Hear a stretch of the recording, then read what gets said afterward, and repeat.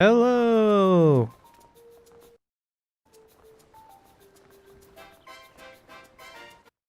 Hello! It is late, but I'm still gonna play today.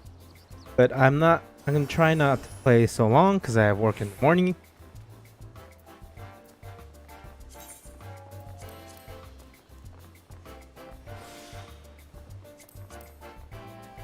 As you can hear, it's again close to the soul. Yes, I'm back to my white whale.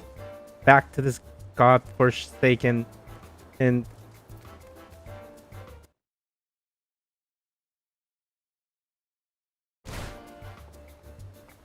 thing in the sky.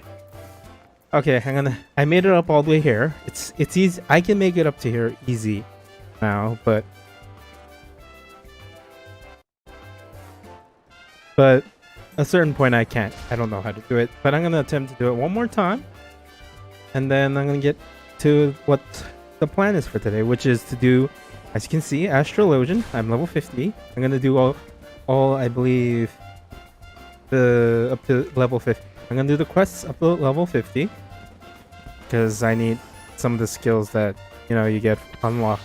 You unlock the skills through job quests, and I need them. Now, here we go. Over here. At the edge, jump up there. Jump up here. And get over. I can go over here, but it's more risky, so just use a ranged class. Ranged DPS. Use a Peloton. And jump! Oh.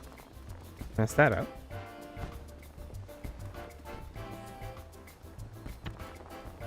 So the plan is again, I'm gonna try to attempt this a little more, and then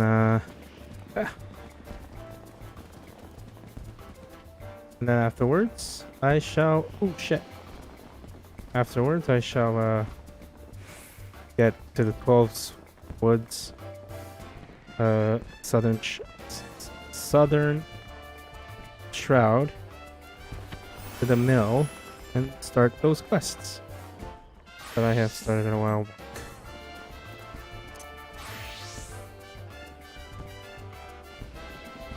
With my dual disc.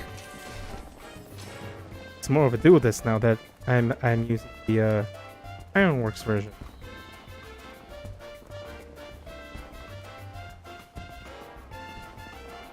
I spent good tomes on this. I need to remember the lore on the tombstones, because I don't know. I don't know. And jump. So I'm gonna have like a off-stream day where I start doing the realm reborn relic again, just for the hell of it. But I wouldn't do it on stream because it's very boring.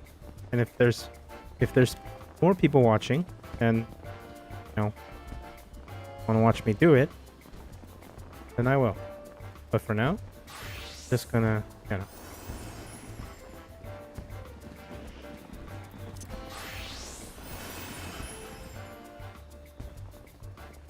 Woo.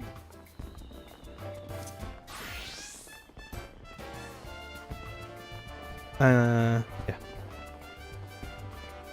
Yes, I'm gonna do the entire job quest in eachware, because why not? Alright, here I go. Right. Almost to the part where I have... Oh god. Getting almost to the part where I've gone up to it.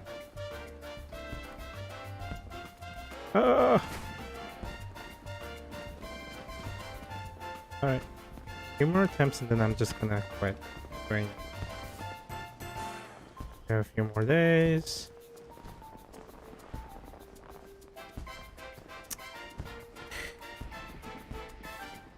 Keep doing it without becoming a gunner or machinist, machinist. I say machinist because in Final Fantasy X it's called Mach. Although I like saying machinist better. Machinist is like the correct way to say it. Ooh. I'm here. I'm here. God, all the way to here. Jump. Sorry. I am the professional, so I can do this because I am a professional. Oh God!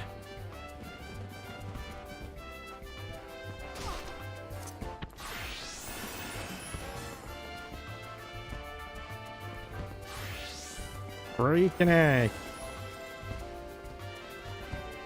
And I'm gonna probably fall off sooner or later, but in like 2 minutes if I don't get up over there. If I fall again, 3 minutes. I'm going to just start the thing I said. So the plan is again, do Astrologian job quest still 50, and then do the wake up the Sultana, which I believe isn't too long. And then after doing that, I'm going to do the Airy. After the Airy, I think that's it for today. It's going to be short because I have work this morning. Unfounded work. Why must I be a responsible adult? Why can't I just play video games as late as I want, like I used to? But no, I had to grow up, become an adult, functioning member of society. Some people might even say I'm still not a functioning member of society, and I will say that is correct. But hey, I pay my taxes. Which is death. It's death. Taxes is death.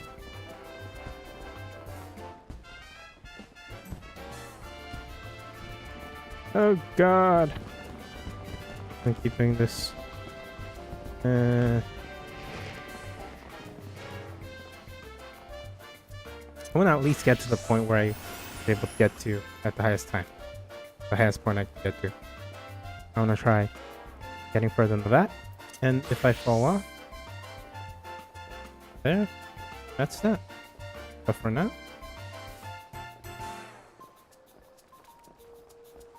I want to, again, attempt to get all the way up there. Alright, I am over here. Over here. Hey. Hey. Alright. Okay, there we go. No! Okay. Last attempt. This is 100% the last attempt.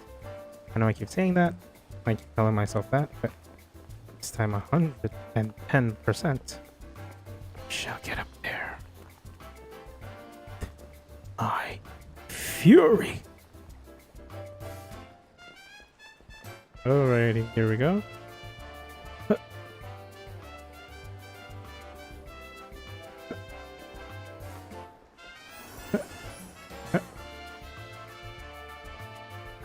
Oh God. So how usually the system works is gear is separated. Even gear is gear you craft and buy. Odd gear is the gear you get from dungeons, usually. So right now I'm on my... Well, it's... Oh, I think it's ultra actually. Even in odd gear. Odd gear, odd level gear, as you get from dungeons. Even the old gear.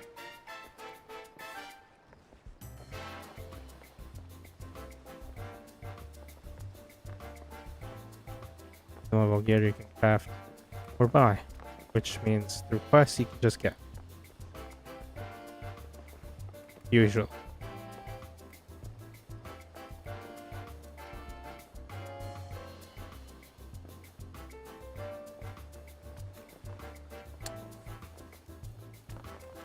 Silence, please. Why am I saying silence, please, when there's no... Oh, God! Oh, God! Alright. That's the sign. TE. To the mill. Orori mill.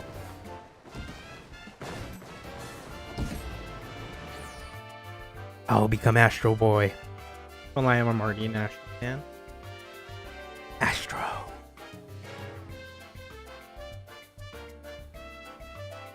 shit, I gotta edit something.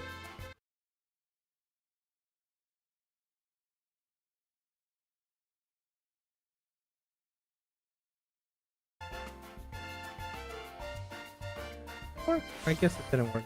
Let me edit that one more time. Oh, it did. Cancel. Alright, I believe over here. Fly, my pretty. And down here.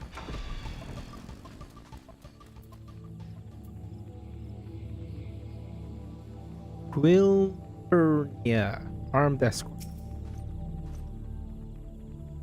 I find it highly unlikely that a sparkling globe would sufficiently protect you from a bandit's blade.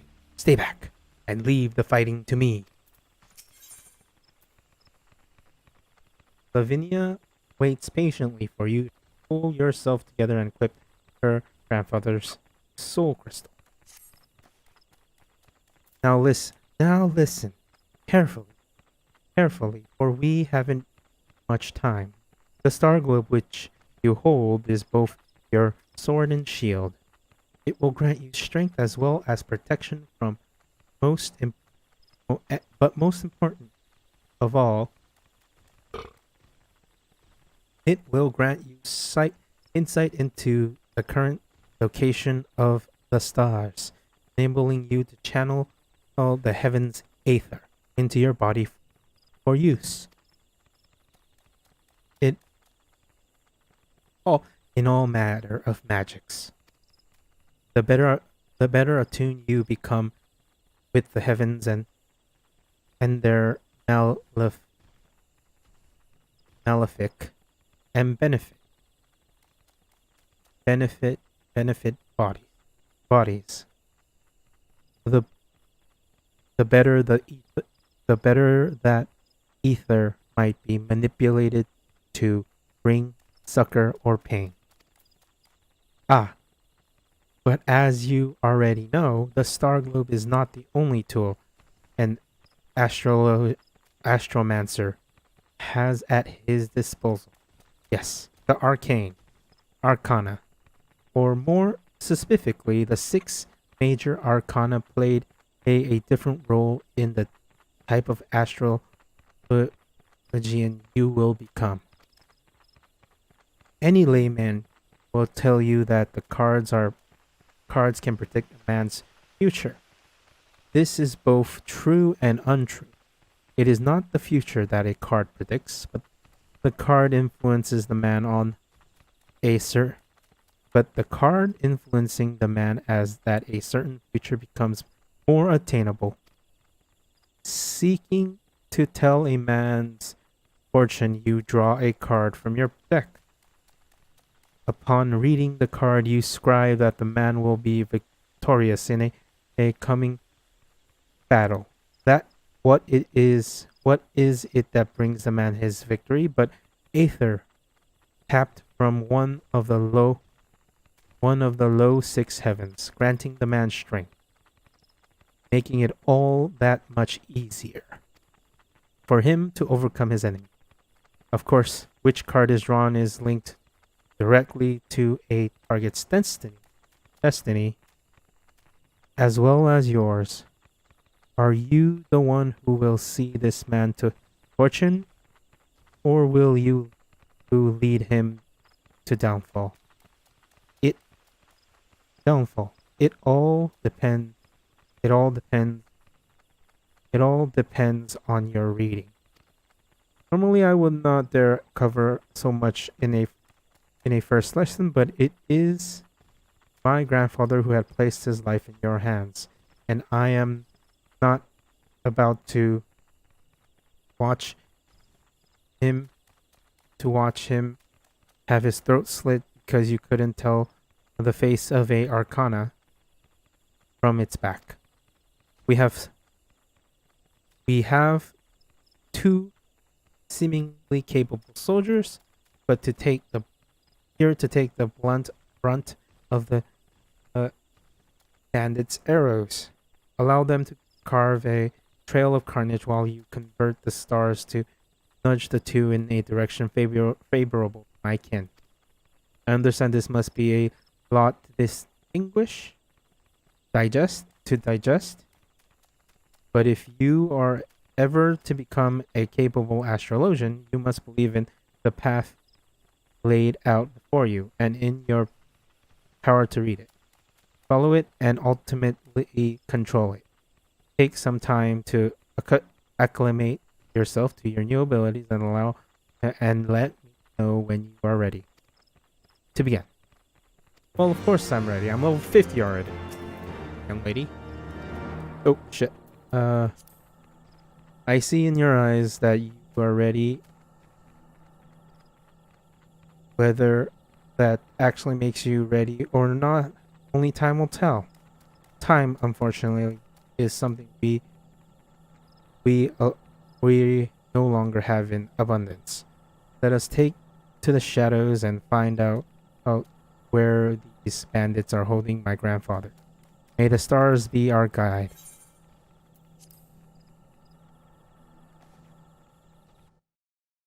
Do I have a regen? It's a lot easier if I'm memory. Oh, thank God. Regen. Regen.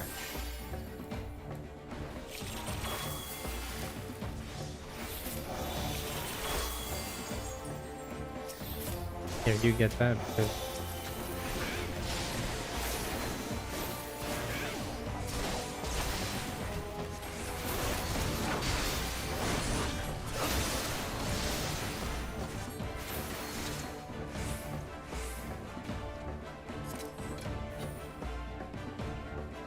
this is a card from my grandfather's deck, leaving us a trail to power.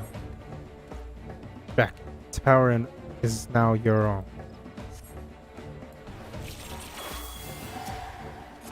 The balance. Alrighty, let's keep going. The 6 Arcana. Whatever. I'm not a fast reader. I'm not a speed reader.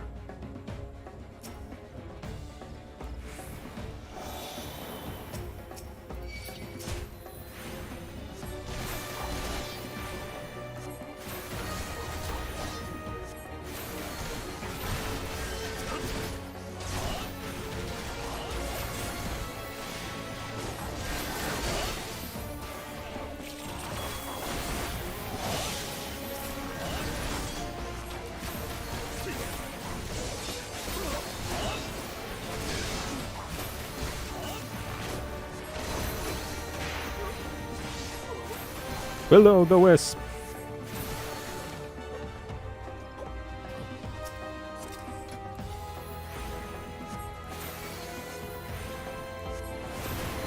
I can't use the arrow. The arrow is a minor arcana. I believe the balance is as well. They're all minor arcana. The arrow.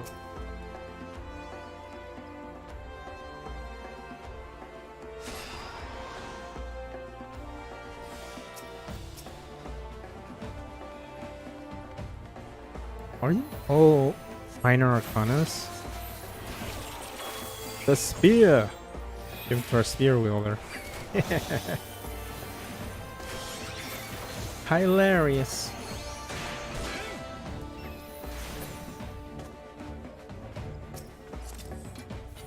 The error,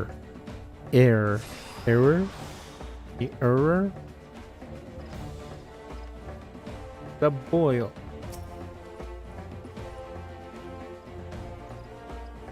The boil.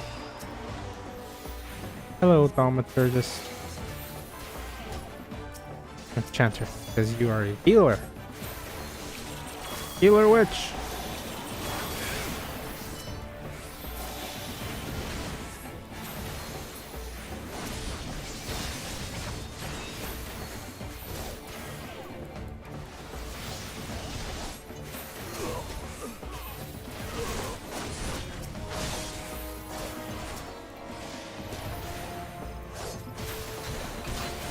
Take this.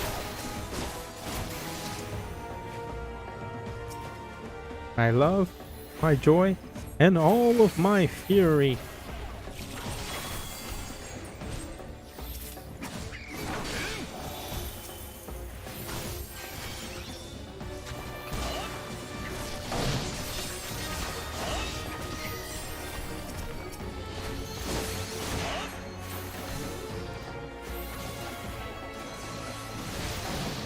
spent the first 10 minutes trying to get that damn obstacle course again. When I could have been doing this. Alright, keep going. Ladies and gentlemen, let's get ready to rumble. The spear. I give it to my lancer. See? Spear. Bandit leader. Hello, bandit leader.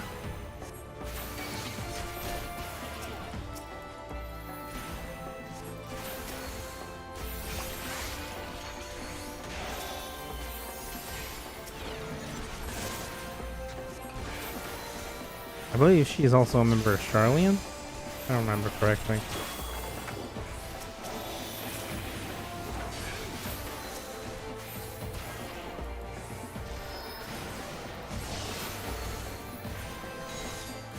Goddamn summoners.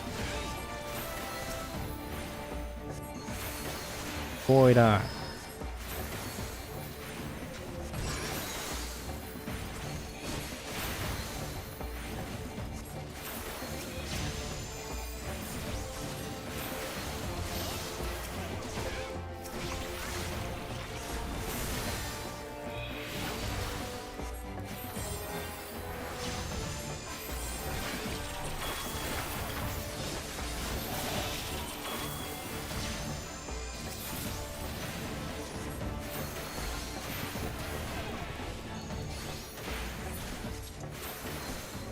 Woo! First try.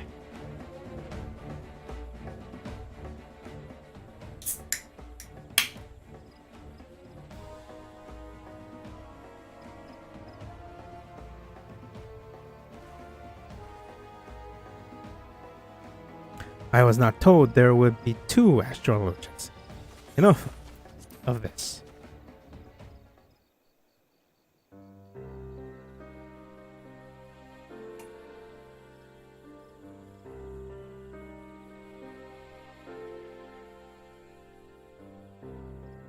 I am Queen Pirin, in the employ of Lord Jacquedura. I am sent to escort you back to Ishgard. Are you unhurt, my lord? Jacquedura, say? And where is my former student? His constant pestering is one of the reasons I agreed to make the long trip from the old world.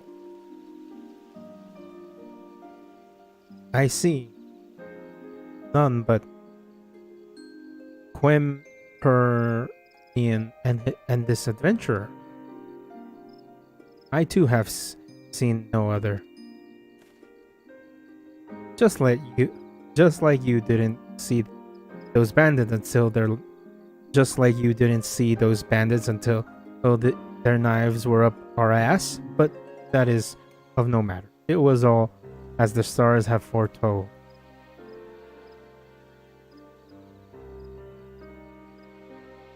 Yes, I saw this adventurer long before even setting foot onto this accursed continent. When the Arcana whispered and told me I would find a worthy successor for my soul crystal.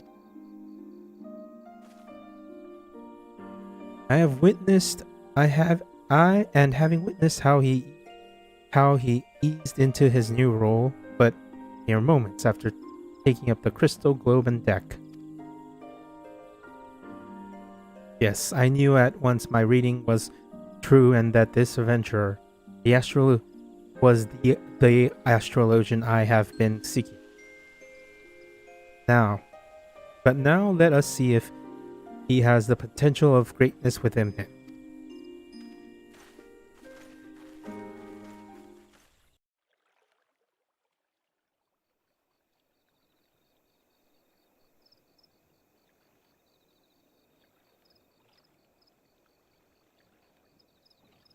Look at the sky, Udrak, and there you will see a sixth star aglow in pale yellow.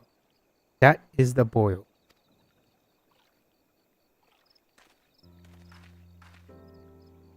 The constellation is thought to be the gate to the first heaven, the heaven in which holds the world tree. Ah, the tree thing. I can see it. Kind of. Like, planted by the matron and nurtured by the keeper, the world tree is the source from which all life is said to have sprung. Oh, there it is. The trunk of the world tree, or the boil, grants strength to the weak, allowing them to stand firm in the face of adversity. You have now opened that gate, and its power is yours to command. I've opened many gates. I'm already level 50, old man. A solid boil represents a solid foundation. It is not coincidence that this very constellation is risen to mid-heaven at this very moment, the moment of a new astrologian's birth. And to think I saw all of this a moon ago. It seems I am a better reader of fate than I thought. Try an old man voice. But I jest. It has been a long journey and more than its share of unexpected excitement. I am an old man, and one does not need a deck of Arcana to see that my weary legs will not carry me much longer. Let us make haste to Ishgard so I may give that ungrateful Shakward a proper unbridling.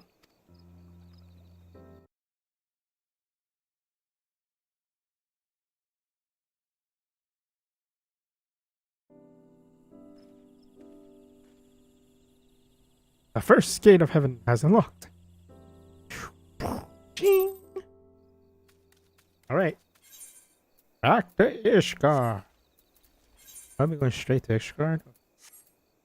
I set my return foundation there. My return to foundation. Not the foundation, but foundation. Alright. First one down. Few more to go. Let's see. 35.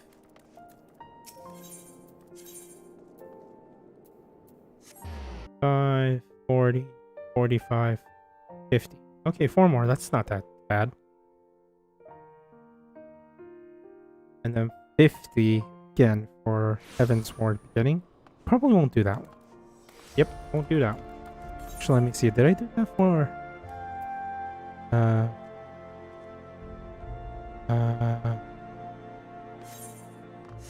check.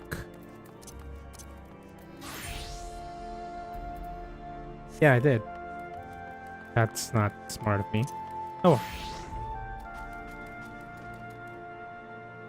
Hey. Over here. Oh, an astrologian now, are we? Well, that perhaps you can show me the approximate degree of the dragon star's circular descent as a result of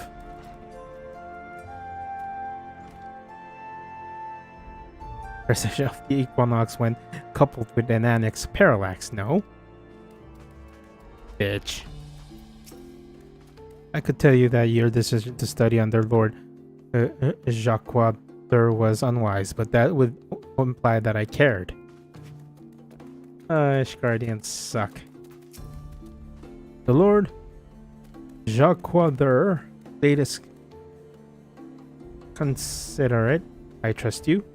Training is proceeding out smoothly.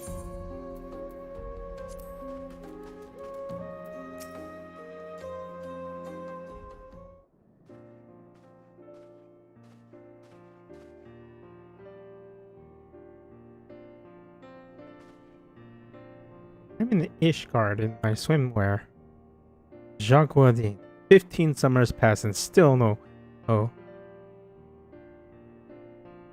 flippant clout, I lost half of my hair tutoring, sending an adventurer to find a man you summoned halfway across Heideland. Anyways, taking the easy road, and you wonder why you still haven't been able to open the second Heaven's Gate. Allow me to explain, Professor. You see, I was waiting here in case you made it to Ishgard before my manservant and Gudrak would locate you.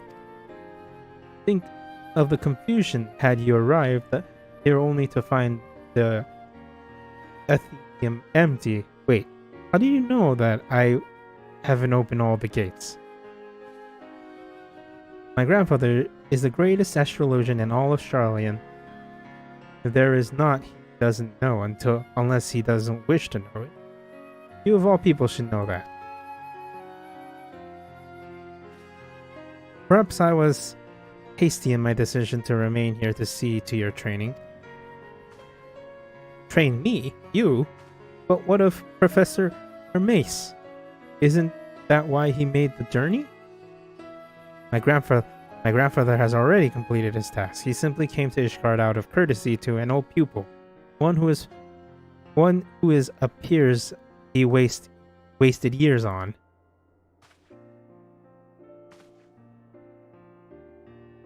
Wasted? What are you implying, my lady? My dear Levis, you still do not see it, do you? Without Jacques stumbling into my tutelage nearly 2 decades past, he never would have taken this adventurer under his wing and sent him to us in his stead.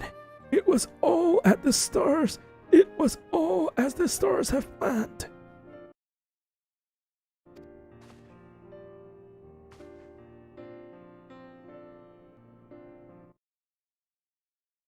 Your soul crystal, Professor. This adventure has stolen your soul of the astrologian. Ever the unobservant, Jean, if this adventurer had stolen my crystal, Aviva would have read up some terrible fate for the lad. No, Gudrak is my successor. Something I mistakenly thought you might, but even I cannot see every future, it seems. But do not despair. I have not given up on you completely. Despite your failings, you have tried your best to promote the Charlian School of Astrology here in this den of fools who fail to see on and all beyond the Dragon Star. I wish to see you continue that fight, and that is why I bid Aviva to remain here and further yours and this adventurous training. I see. This is all rather overwhelming. Might I have some time to consider your words? No, you either continue your training with me or your protege, or you crawl back to obscurity. I shall give you both several turns of the sun to study the basics of Charlian astrology. It should not be as hard for you, Jacques Quadin, considering you've had a substantial head start. Once you have committed the basics to memory, then return here. In the meantime, I will be traveling Eorzea searching for locations where Gudrak and you will unlock the remaining Heaven's Gates. But you were only recently set upon by bandits. Perhaps traveling alone so soon is unwise. Do you think I know? Don't you think I know that? That is why you will be lending me the services of your able manservant Quempernian.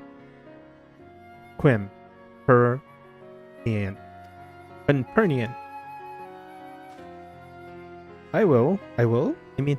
Yes, of course, Lady Eva.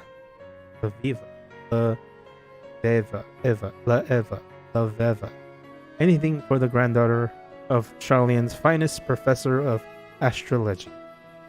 Quinn Perrin, you heard the lady?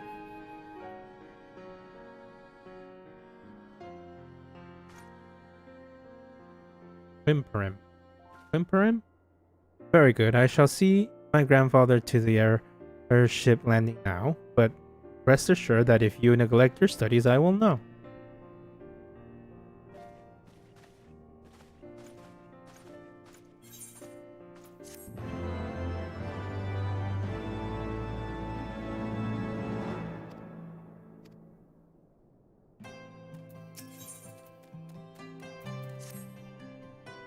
Greetings, Gudra.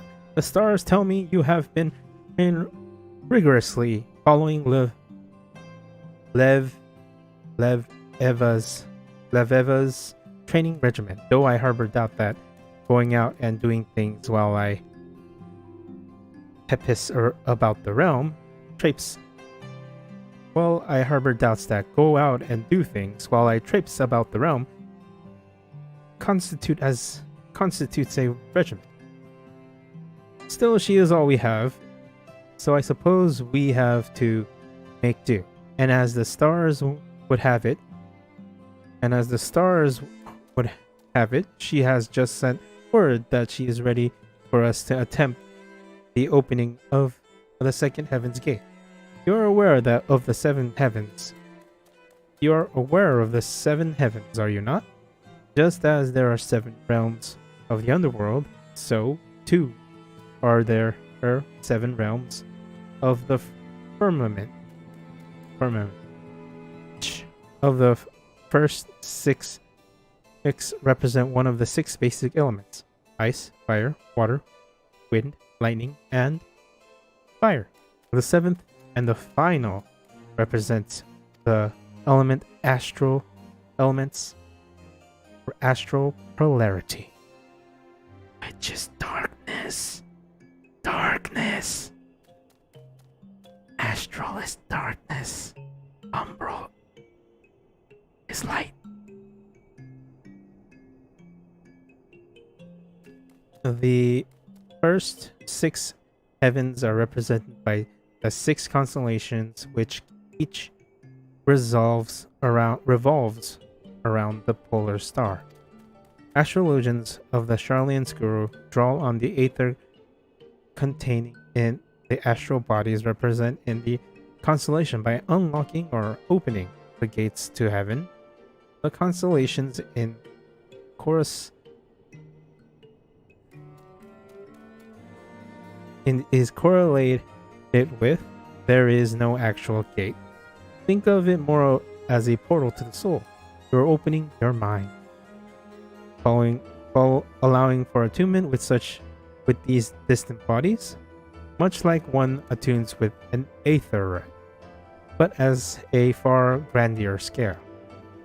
Now, this may come as a revelation, but Hydaelyn is not flat, but most believe it is. In fact, a sphere so large that when we walk upon it, it only appears to be flat.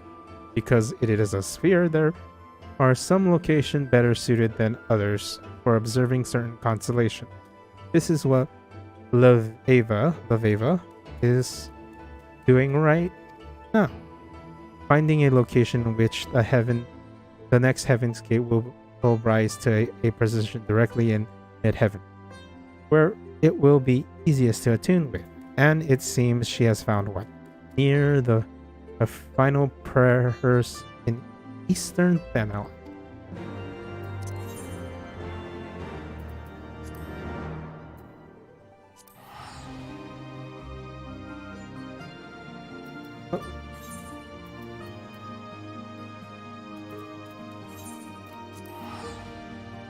Just making sure.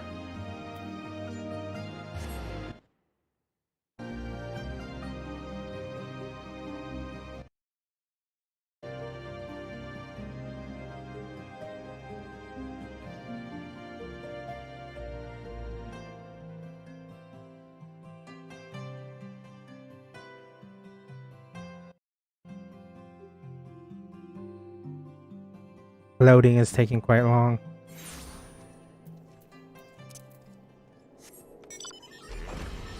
Fly, my... Oh, wrong way. Fly, my pretty. Also, eat one egg. I need to make more eggs. I'm gonna do that tomorrow. Or today, later today.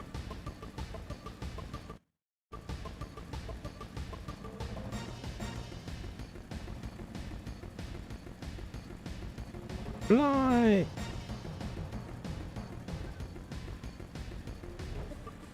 Whee!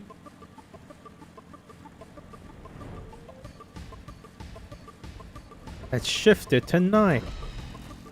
Oh, more bandits. The journey here was uneventful, but the moment we arrived, we were set upon by bandits. I had no trouble driving them away, but I fear they may return again in numbers. Focus on your training, my lord, and I'll keep watch. I don't believe my travels have ever taken me this far south. A tad dusty for my taste, and warm, and dry, and brown. But where you live, it is very white. Yes, the guy who with dark skin hates the brown, but likes the white. That is... I'm gonna stop right there. Here at last I see. Here at last I see. Bandits have kept poor Quimperin busy, carrying our camp since we arrived. I do believe the old man enjoyed the excitement, however. I'm certain it beats whipping the arse of a noble brat pouring away his uncle's fortune while dreaming of becoming a real astrologian. I am very well capable of whipping my own arse. Thank you very much. And Quimperin has never once complained of his duty. Of course he hasn't. Your uncle pays him to smile and nod, and I'm sure a comfortable position in the pillars beats chasing after cloud rats in the brew to flavor his soup. Are we here to trade banters, milady? Because I was led to believe we'll be unlocking a celestial gate. You will find Quimperin has a good many uses, and I haven't the faintest doubt that he will be most ably handle any ruffians we happen to come stumbling about looking for prey. Now, Kudrak and Jacquister, we must be patient and wait for the constellation to reach its highest and brightest point, a point at which it flows of ether, is the strongest in relation to Hyderland.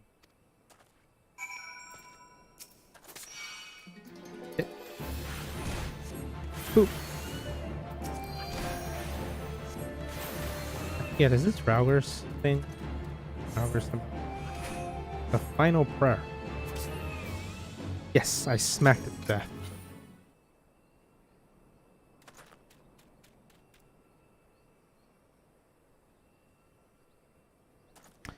Princely Hatchling, how are you? I want a duck minion. Probably buy one soon. There, go, Jack. The balance. Focus on the constellation and attune to its power.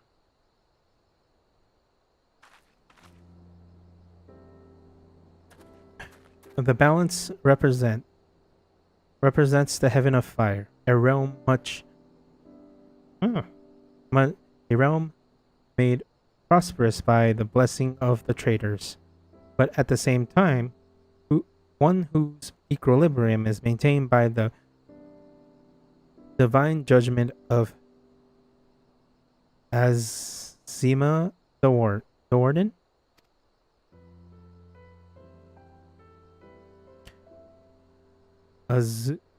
Azuma's might will empower those who will bring up their blades, and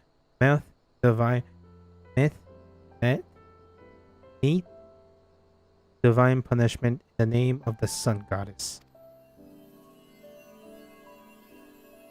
And thus has the balance burn crimson in your heart, unlocking the gate to the second heaven.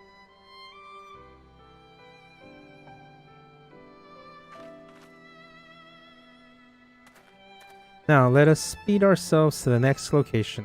Little Alamigo, Why as soon as why so soon, you ask? Well, you rather than I had you. Why so soon, you ask? Well, would you rather that I had you to commit yourself to another several moons of using Malefic to bring down hedge moles? I thought not.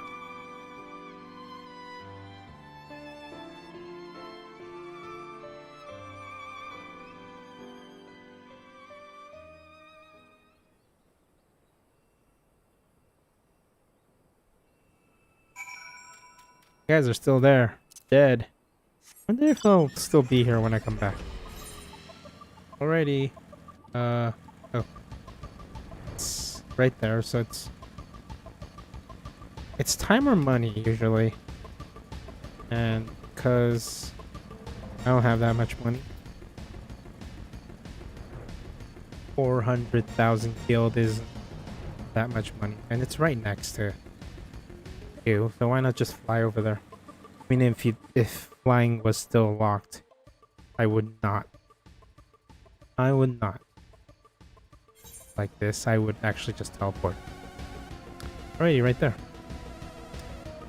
There. Check some. Huh. 2 more times.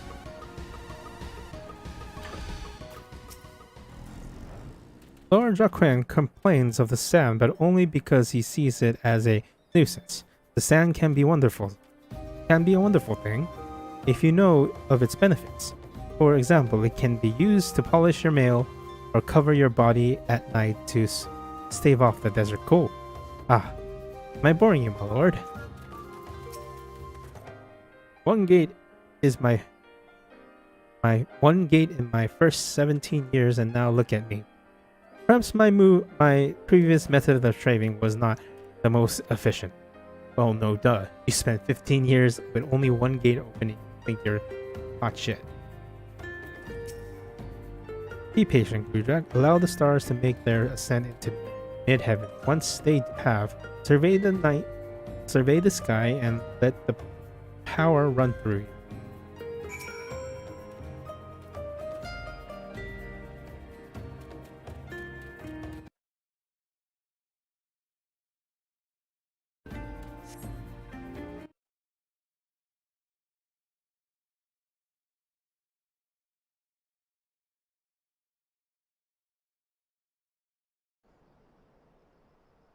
Raise your eyes to the sky, to the stars, and witness the violet glow of the spire.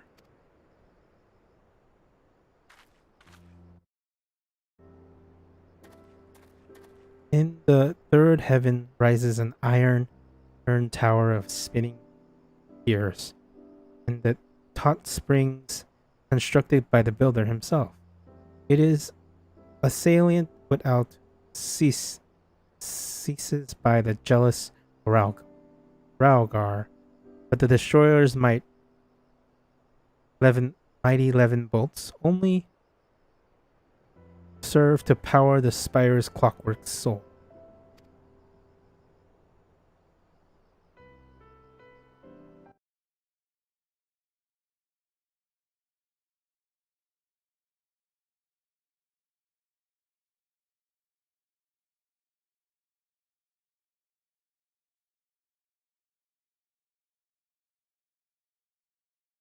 It is though through the blessing of both creation and destruction the strength is gained to he who seeks his stars rise under this sign.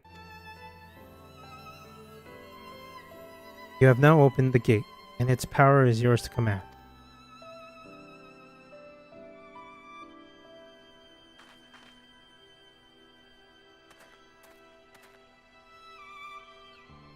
Using the arcana to draw upon the powers of the stars they represent, this path we walk as astrologians is called the Royal Road.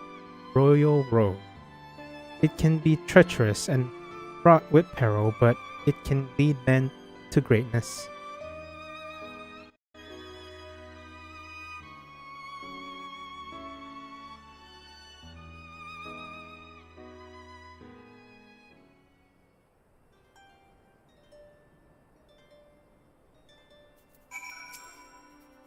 Shit.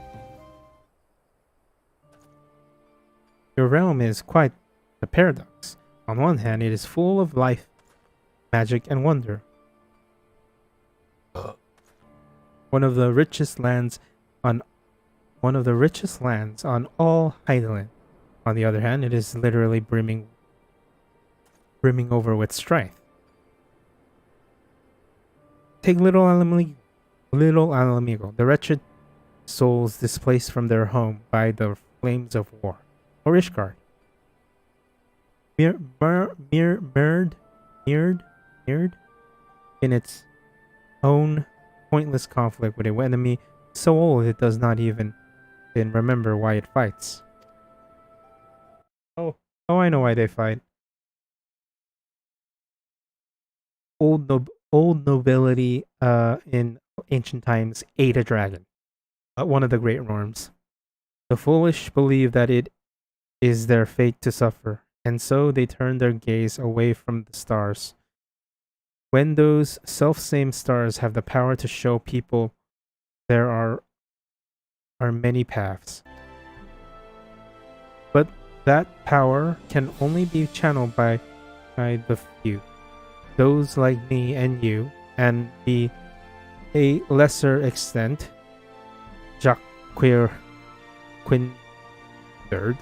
It is our duty to use the power to benefit those who remain lost or misguided. Remember that, and maybe one day you will truly become my grandfather's successor. What is exactly? That is exactly what I have been trying to tell the astrologians of my home nation. They disregard something that has the power to grant succor to the wounded, and power to uplift the downtrodden, to strengthen the weak. The answer is that easy. Empower those without power, lessens the power of those who already have it. Heal the weak so they might rise up, and trounce those who made them weak. Weak? Why would anyone in a position of power do that? Even our great nation of learning is corrupted by this manner of thought. We hoard our knowledge so that we might remain the brightest. Why do you think that it took so long for Professor Mace to visit you, Jacques? Whether, yes, I know that he told you. I know what he told you, but that was not the whole of it. Those of the ruling quarter did their damnedest to stand in the way of my grandfather, worried that his passion for his field would kindle widespread interest in Charlean astrology. They only allowed him his recent trip, knowing he was now too old to do aught of the sort. Fortunately, the ruling quarter did not realize I would be accompanying my grandfather. Udrek, these past turns of the sun have been most fruitful. Yet while you have opened half of the heaven's gates, there is still so much of what we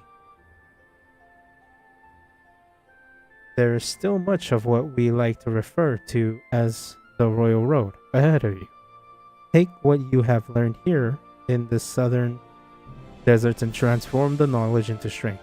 If you wish to know more of the Royal Road, I suggest that you discuss it with Jacques back in Ishgard. If my grandfather is to be believed, his time transcribing tomes back at the Studium Scriberian should have left him more than capable of handling that task.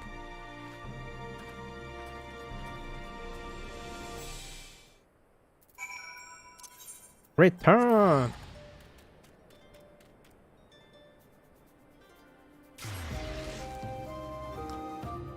I feel like Return has a purple energy. That's like void energy. So are you traveling through the void with Return? I mean, Aether travel is Aether travel.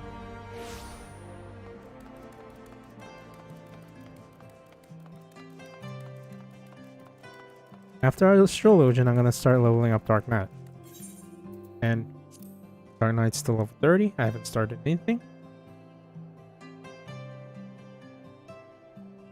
So right now, after Astrologian, I'm either gonna do the job quests for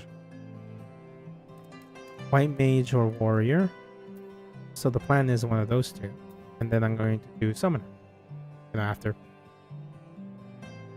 one, both.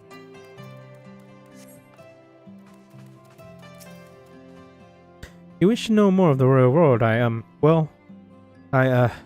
seem to recall it had something to do with reassuring the attributions of an arcanum before reading it, which would result in a slight alteration of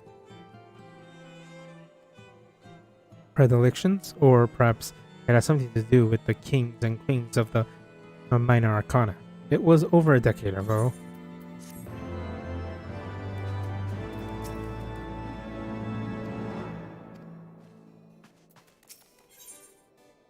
Jacques, apparently slightly distressed, speaks with the Astrologian and tries to learn of what in his mist. As you did, are you doing well, Gudrak? Well then, there's at least makes two of us. I mean, oh, I cannot keep important news from you. Gudrak, Lady Lev Evan and Quimperin, just last night they fell victim to another ambush at the hand of bandits. The ever-resourceful Quimperin proved his invaluable worth once again, and with a dashing display of chivalry that would shame any knight in the sea, a statement that attests to the sorry state of our knights, but that is a chat we can have over a different cup of tea. When Lady Loveven attempted to retire to a room at the filthy inn in the Broom, I had our sorely disused second floor cleared and furnished with trappings from my own home. She is up there now and asks to see you the moment you arrive.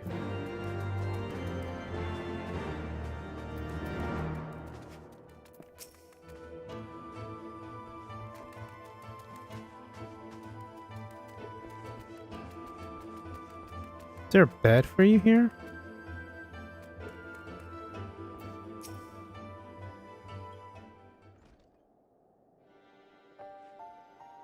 Wait, you do not seem at all surprised to see me here. Did Jacques Quadra tell you of the attack? Damn the fool. And after I told him to keep his mouth shut, though I suppose I must bear some of the fault for everything he could do as you was told.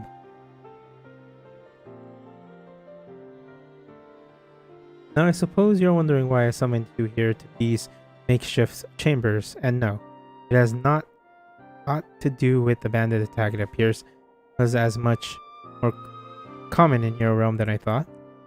There are times when the heavens may provide you with a vision of a future that is slightly beyond your original aim. In these cases, the stars are not flawed, only out of order.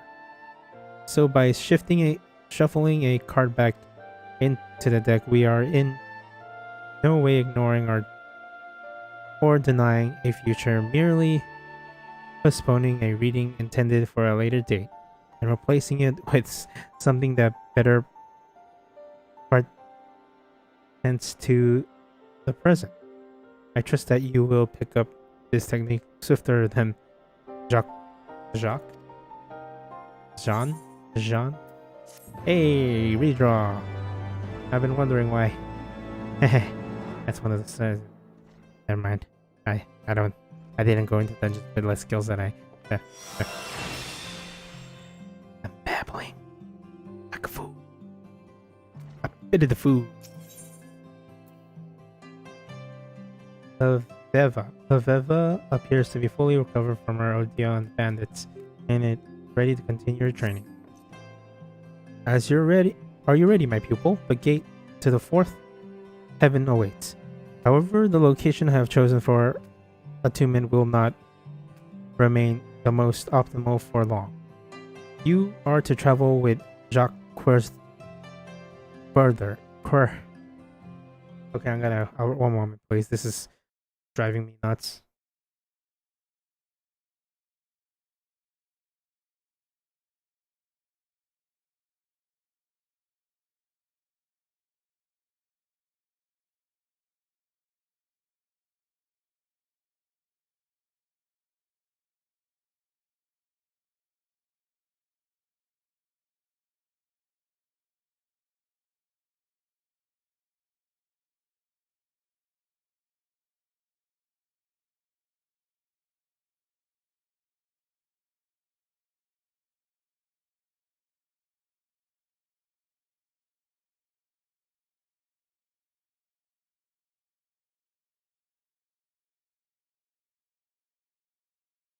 Genaquided?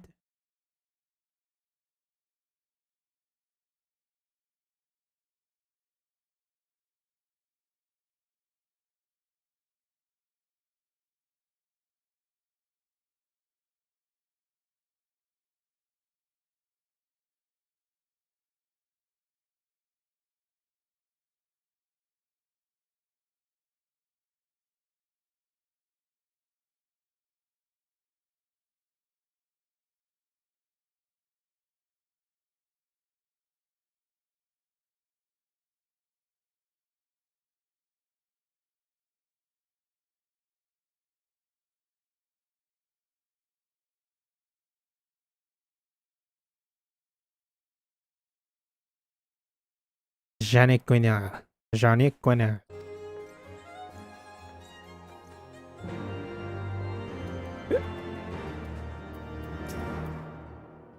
If it is Lady Levin that you seek, she has left with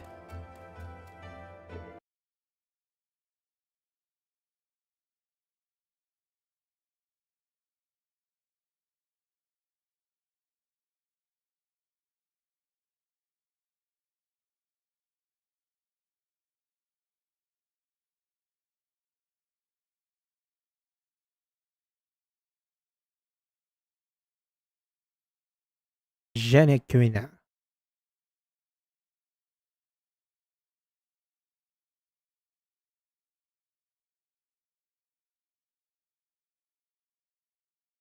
Vanparan. Vanparan.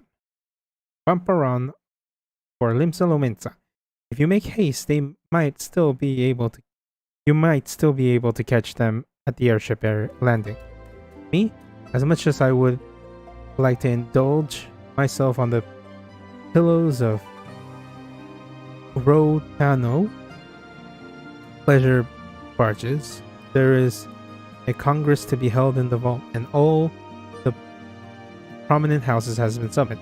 My presence at much My presence at such an event would be sorely missed, so I fear this next lesson must needs proceed without me. I am certain that Lady Loveva would understand.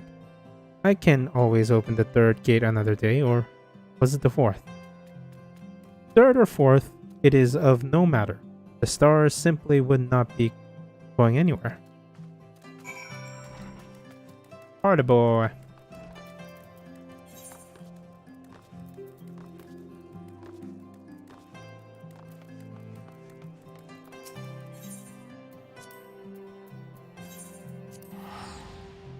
Jonakuna.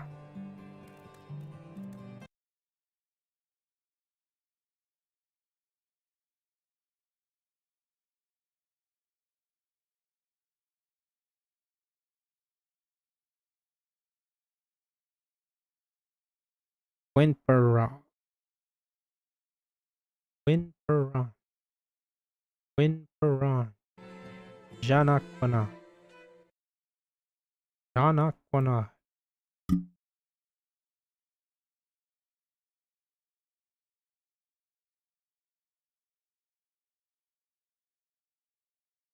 Janek Quinard. Janek Quinard.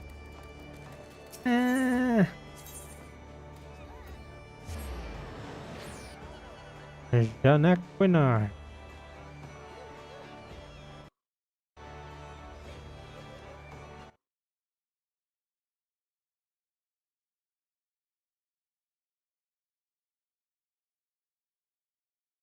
Leveva. Leveva. Janek Quinard and Leveva. Why is it loading so long? Taking so long to load? I have 2 more quests. Well, several. Usually 2 per area. So maybe 4 more left after this. Oh, I gotta check something.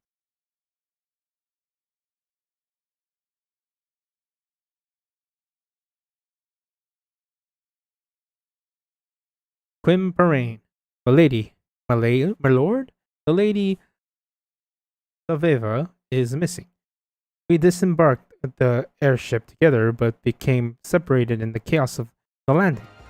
Seeing as how the lady has found herself the victim of bandit attacks twice since arriving in Eorzea, I fear she may be targeted once again, especially considering the location. This is my first time setting foot in Lominsa, but I have been made aware of its landmarks. Might I suggest we search independently so that we might cover more ground? I shall start with several of the seemingly more disreputable locations, such as the Drowning Wench, the Astrology, and the missing member. While my lord, be kind to search Fisherman's Bottom and Coral Tower? Let us meet at the 7th Sage once our survey is complete. So you get the bars and I get bad areas.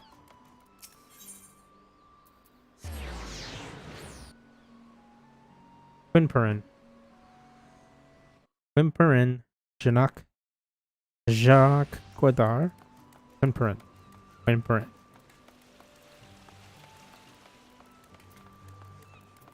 Oh, hey, young lady. Hey. 12 odd summers since I spilled from me Ma's loins, and ain't once I ever heard the word astrologian. Now it in the spurn of two bloody bells, I'm gonna meet myself not one but an honest to God pair living star gay gaspers. Didn't see where the other fair-skinned lass buggered off to. Once as that though, off ended up on the pleasure barge, if you catch my drift. Seriously, you should know who I am. We literally been through stuff together. Okay, let me see if this changes.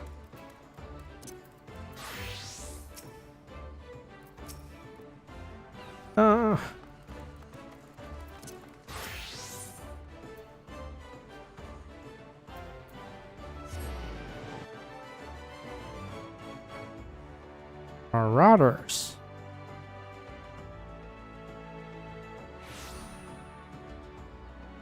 Just like this.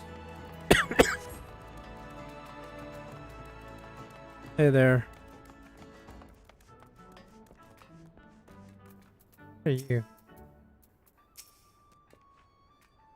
Another astrologian? How odd. It is not often that that even our city-state know for its diversity. Welcome a single reader of the stars, though, in its gates, through its gates, let alone two, and in the same day, no less. Yes, I took a few moments from my duty to speak with her about the city-state. She seemed quite interested in our dealings with the Sahagin, the Serpent Reavers, and the Charlian Empire. I told her what I could, but she left after only a few moments. It was as if she thought she was being pursued, but the Charlian was gone before I could assign her a yellow jacket escort. Good God, woman.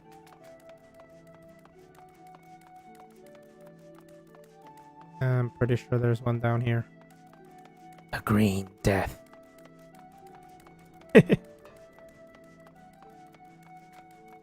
I'm not pronouncing your name. Good sir. I see. I've seen me a stuffy lass in rum garb poking her lovely head in holes where it wasn't weren't wanted, was where rare we get one so worldly down in the garbling belly of the tower. I had to halt training to work out what the fuss was about. The maiden inquired as to where she might find herself an dip or two. The strong stuff. So I pointed her in the direction of our resident apothecary, Servinian, or of the seventh sage. Like the wind.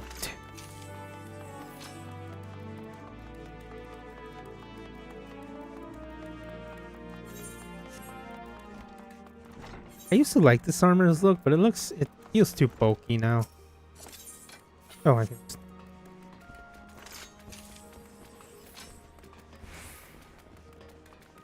I really do like this.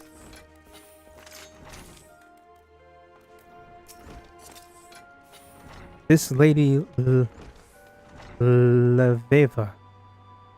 You say she was an astrologian, yes? It has been many summers, but there was a time when I too dreamed of reading the stars. To think if I had a teacher as lovely as her, my life might have taken a different direction. Lord Gudrak, I bear good tidings. The lady Leveva is scheduled to return here within a matter of bells. It seems she entered a contract with Carvalli and for the purchase of several of the apothecary's wares. An interesting girl, that one. Very rarely do we see young maidens walk the Lomensian streets without escort. And almost never do they come to me seeking spice.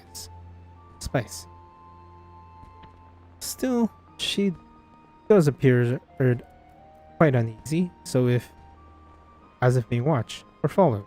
Suspicious, I might say, but not uncommon in our fair city. Might she be in some manner of trouble?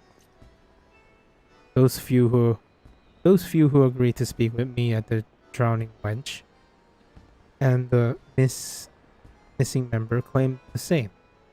My short stay at the Astralicia bore no fruit whatsoever. What were you able to find, my lord?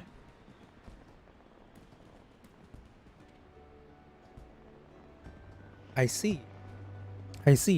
So we have assessed that the lady is being followed, and that she is aware of that fact. If this is the case, I believe she will attempt to move somewhere she will be in plain sight of as many people as possible. I doubt that would be help in this town. Kidnapping and killing is conducted in broad daylight here, and while they happen, most people just keep their heads down, so as not to have them removed from their shoulders. 12's damn this town.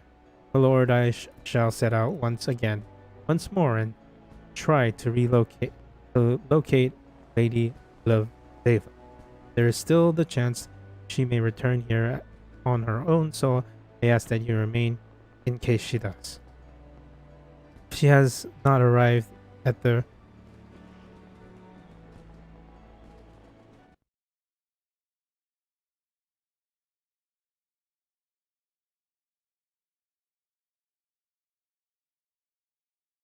rendezvous point by the time of her scheduled meeting with Carvalin,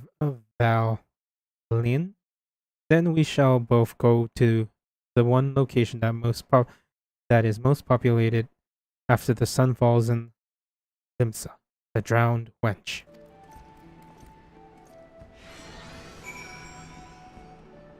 Alright, let's do this.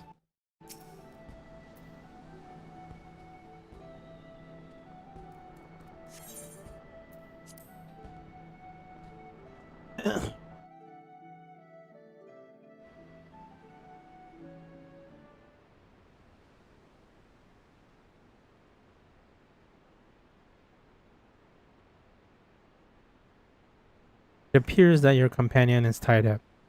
Not literally, I hope. Perhaps you should head to the wench and see if she is there.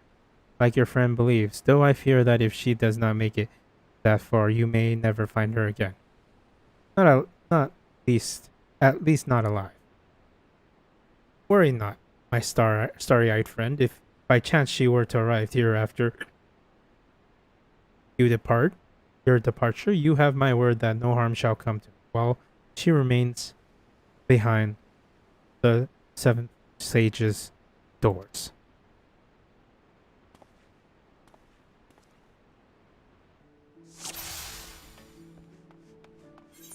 Round witch is down there.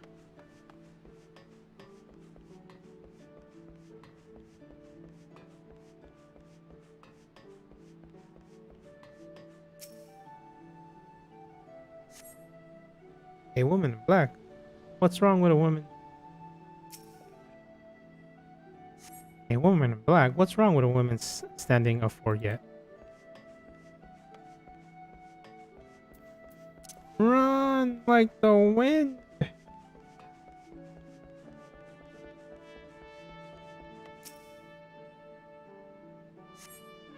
I might have seen the last scuffling off into the... Oh well, let's just go over here.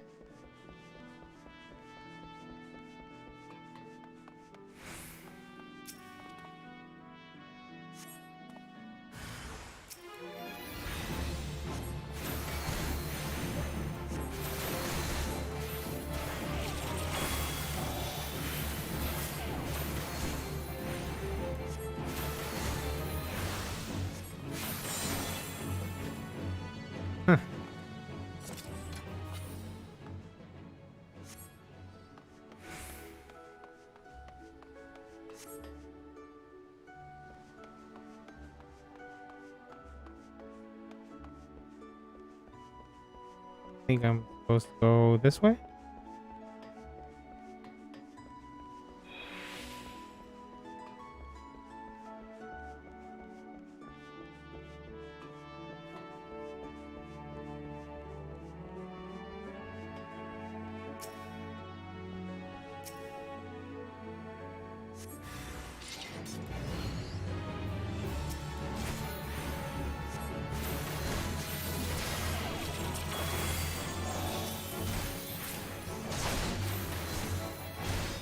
Keep firing, you assholes!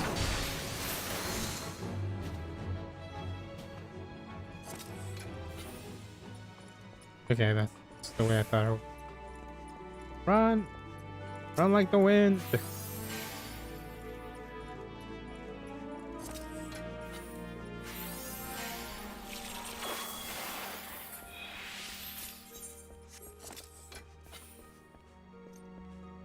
Which one is the Lady Loveva?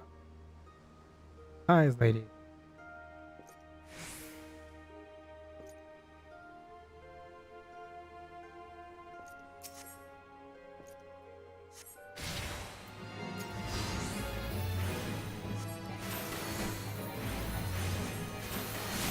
Well, she said your name wrong. Her name wrong.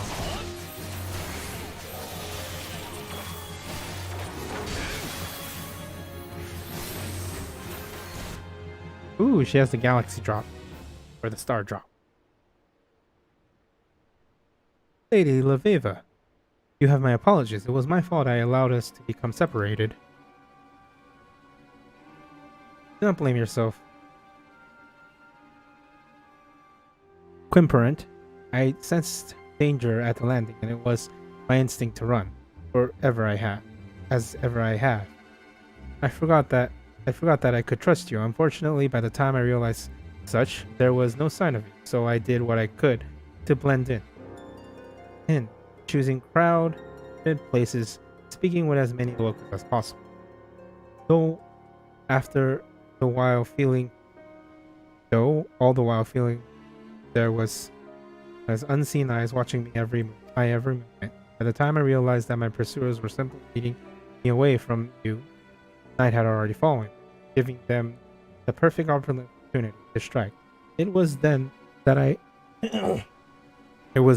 witnessed several of the bandits had disguised themselves in garb similar to mine. Assuming this was to confuse the two of you still searching for me, it was then that I conceived the idea to play the part of an imposter myself. Why hide in the shadows when you can hide in plain sight? It was quite brilliant of you, Lady Leveva. May I ask, were you at any time able to distinguish who those pursuers were? The amount of effort put into your capture would suggest they are more than mere pirates looking to sell you to slavers. Unfortunately, no. And I wasn't about to walk up and ask them who they were or who had hired them. But that it's all behind us now. Let us see if we can salvage something from this horrible night. The fourth gate ascends nearby. Udrak. Shall we not see it make yours to the anchored yard?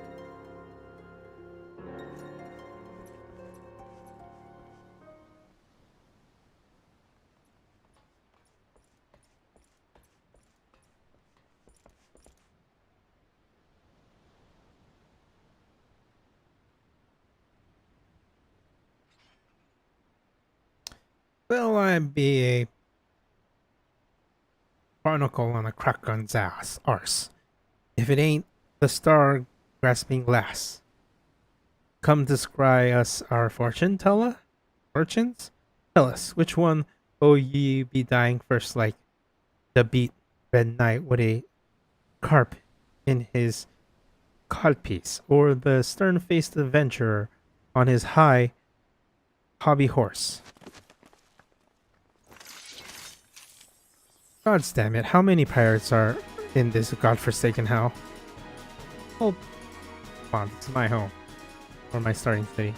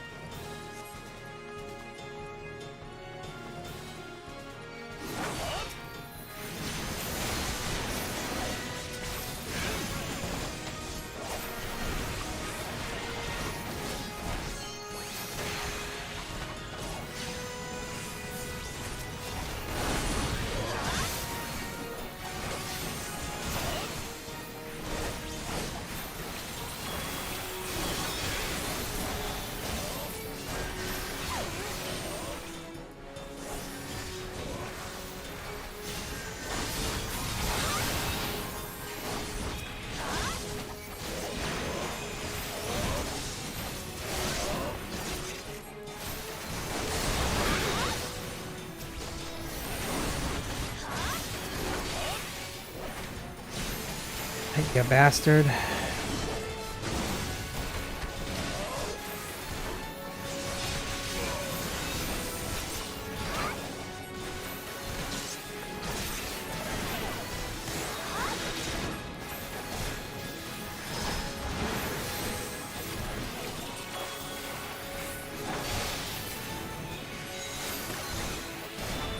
Topaz Carbuncle.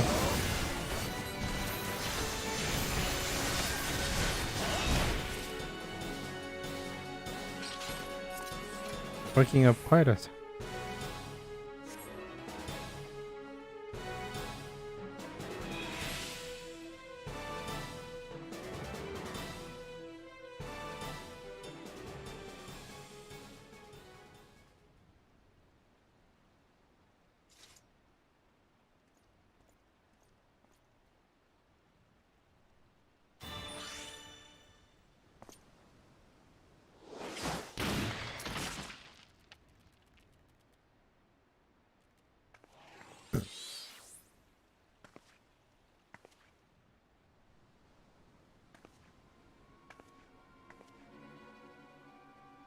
Haha, lay down them weapons or I'll cut the old man in you grin under his chin. Can't believe that actually worked. Nor can I, but then again, never have I fought someone so carducious. Now let us do this. Now let us do this. As they do it in the fear, babes. You step over here, I let the man go. Easy. Easy.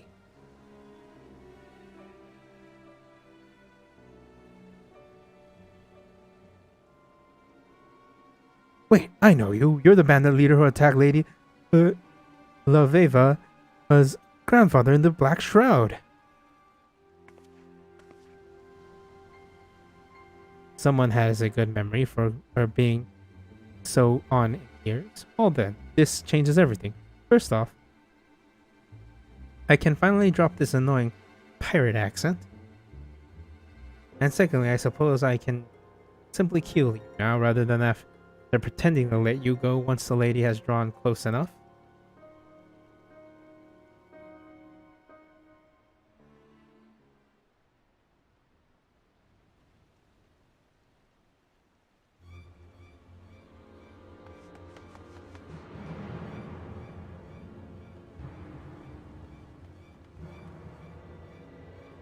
Stop right there.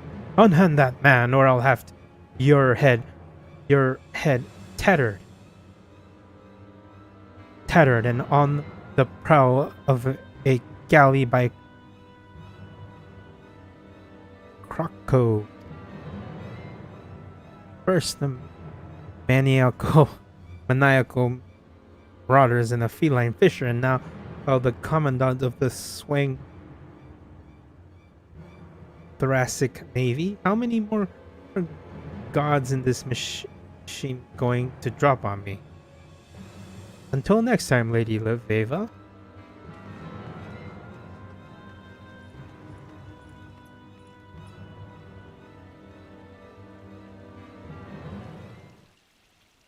You have my apologies. I was a fool to fall for a bandit's trick.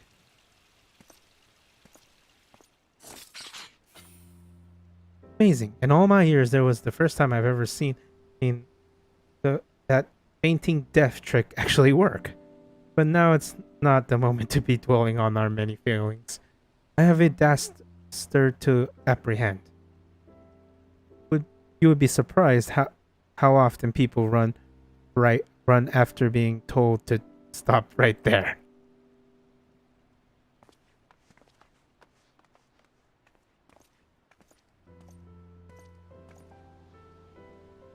Lady Laveva, that pirate, she was the same bandit too. Yes, I know. And the chance is little, for I still have no idea who she may be, or who she may be working for. There is naught we can do until the commandant brings the woman to justice, or until she decides to attack us again. what we can do is what we came here for. Gudrak's training.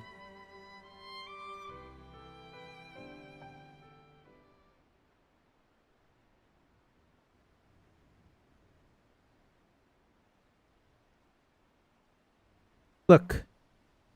Now look to the stars and behold the arrow. Behold the arrow. The fourth heaven, or the heaven of wind. We create atop a lofty peak by Oskin the Wanderer. Oskin the Wanderer, whose footsteps has been guided by the navigator. The wind that blows off Lemurian seas guides the arrow fast and true, and so shall it deliver the weary souls of those trapped in the mirror of confusion, indecisive and over contemplation. The fourth heaven has opened its gates, allowing you access to its sacred penetrania. From this day forth, its power is yours to interpret and wield.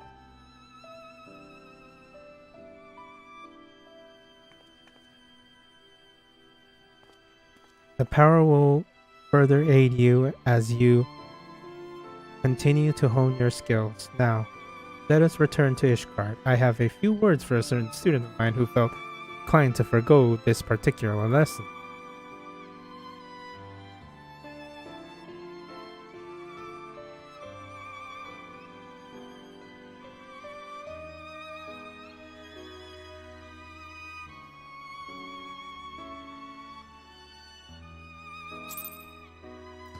Alrighty, back to Ishgard.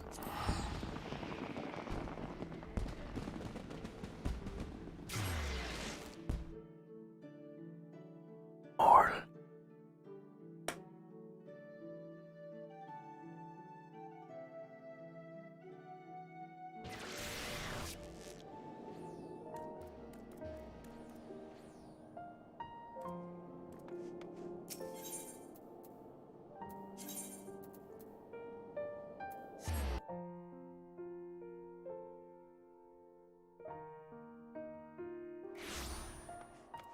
Here we go. Here we save the day.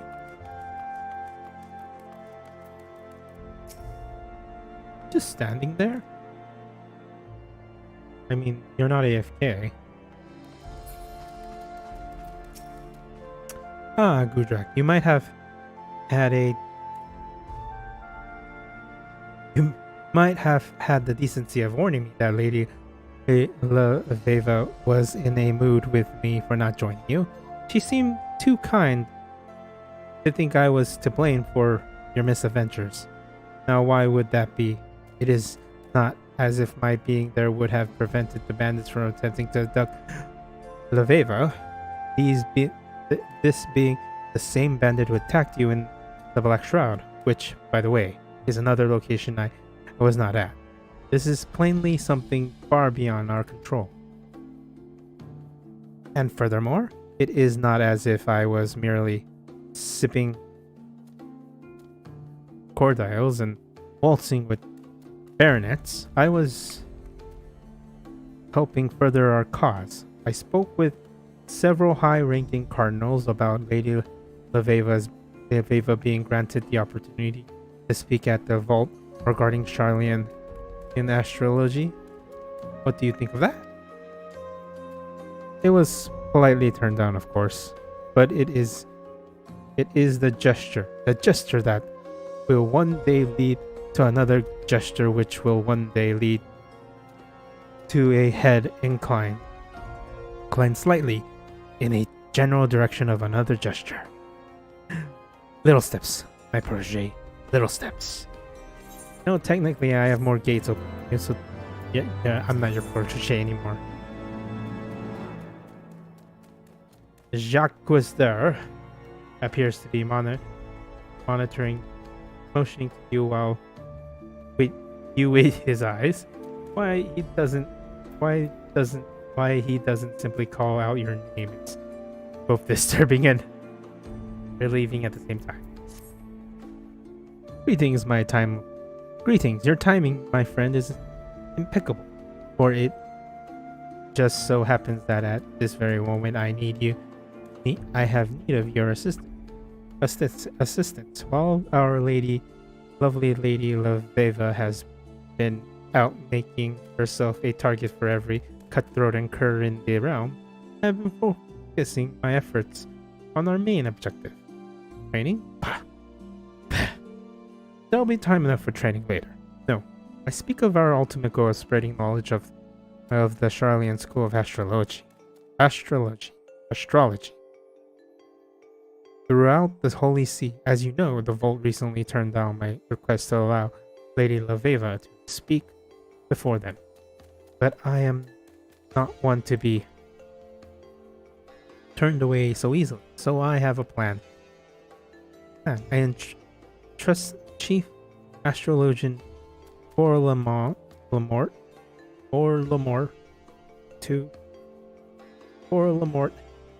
to draw up an official recommendation.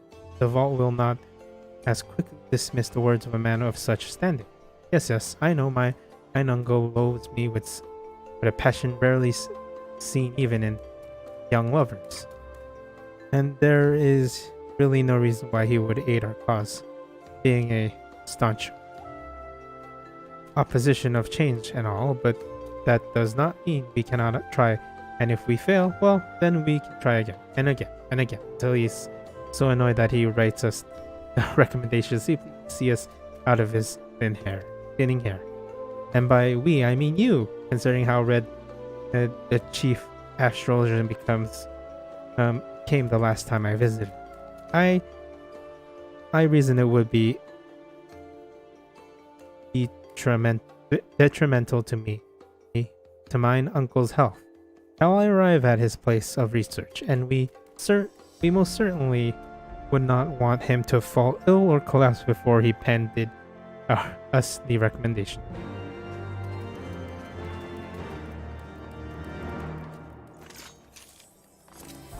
Doing these quests now is much more, like, story-wise, it's better than doing them later. The Gates of Judgment!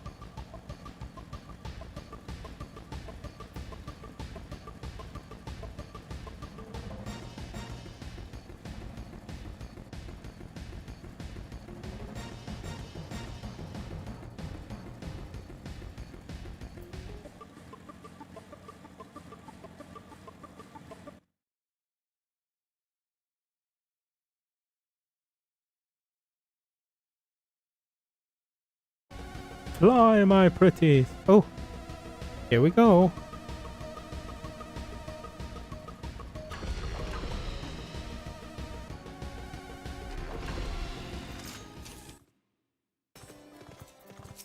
For Lamort.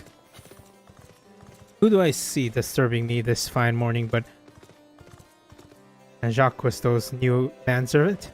I suppose you came here for this. Jacques Cousteau never ceases to amaze me, does he? But not only does the lout have the nerve to ask me for aid, but he then refuses to do me the common courtesy of accepting the aid in person.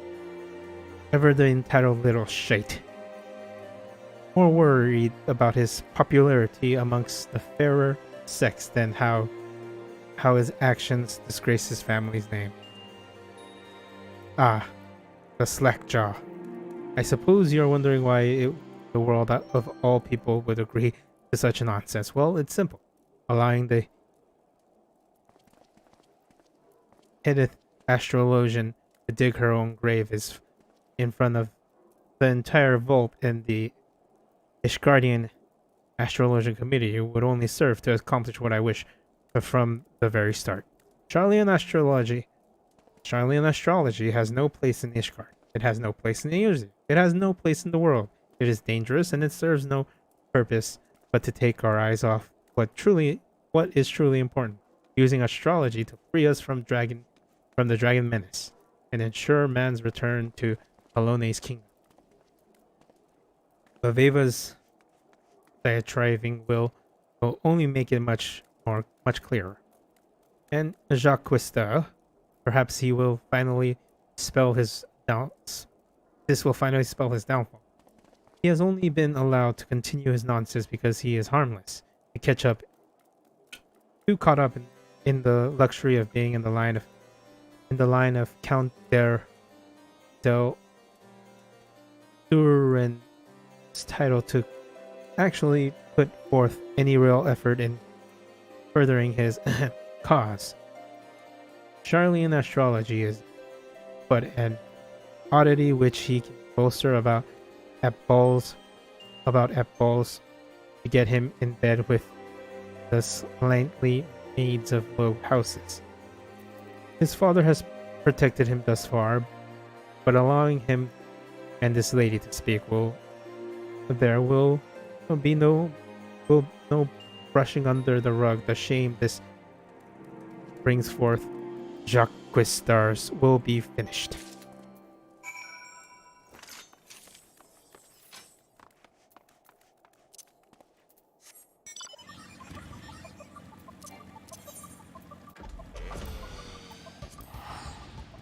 Not too expensive. Have TP there, so TP there.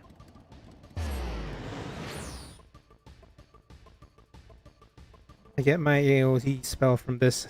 Awesome. Awesome.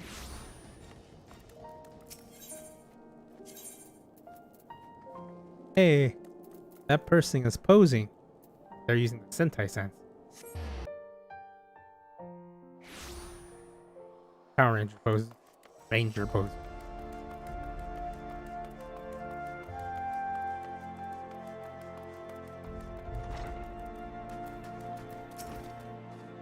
Inform me right away once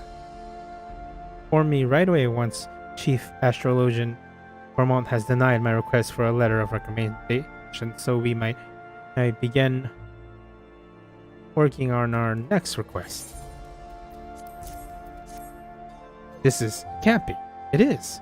The seal is for Lamort. How did you? What did he say? No, wait. Maybe it's better that I do not know. Well, this chance changes everything. I will have to arrange another meeting with the vault. Summon the cardinals to Durandare Manor. We will need wine and sparrow stuffed pheasants and pheasant stuffed goose and goose stuffed chocobos and bards. A whole trope not to eat, of course. No, I fear I will no longer be able to join you and Lady Laveva's next opening of the gates. Do give her my regards, though, while you see her in Mordona.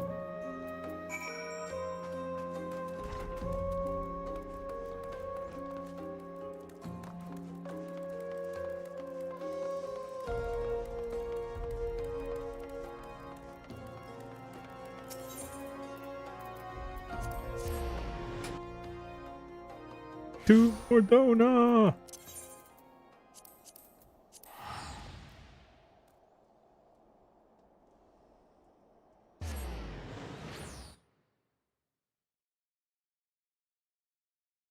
Ooh, almost done. I think two more? 2 more? 3 more or 2 more? Or one more. Who knows? I'm not gonna do the Heavensward one. That one's for later.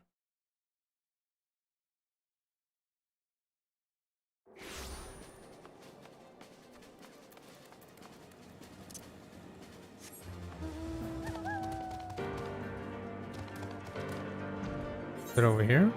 Or ah, yes.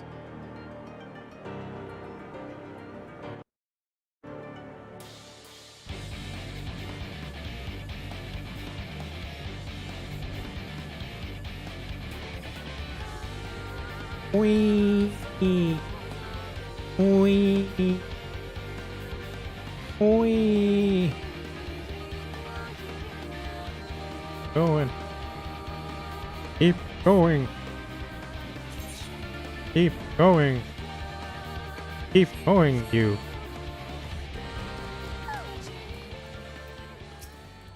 Please, I cannot go back with them.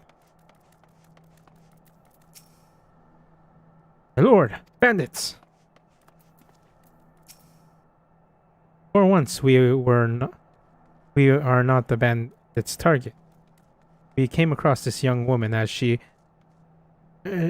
being dragged into the hills. Though we drove her abductors away, I suspect they have already mustered the courage for a second attack. It is a good thing you and Jacques. It is a good thing you arrived when you did. The girl claims she is a student of the Athenaeum, and recently overheard Jacques Cousteau mention we could be conducting another gate opening in Mordona. She journeyed here on her own in hopes of having a chance of witnessing your astromancy firsthand. I say we give her something to remember.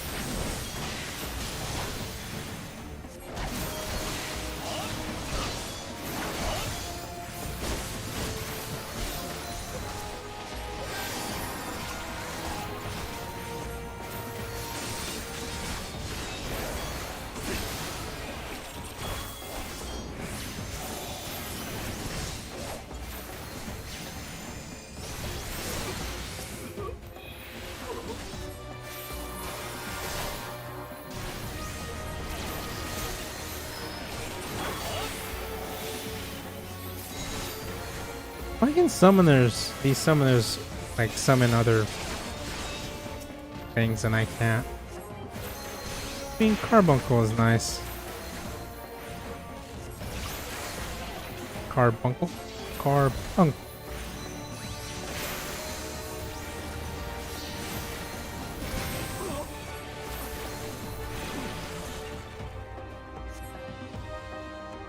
Oh no, he's dead.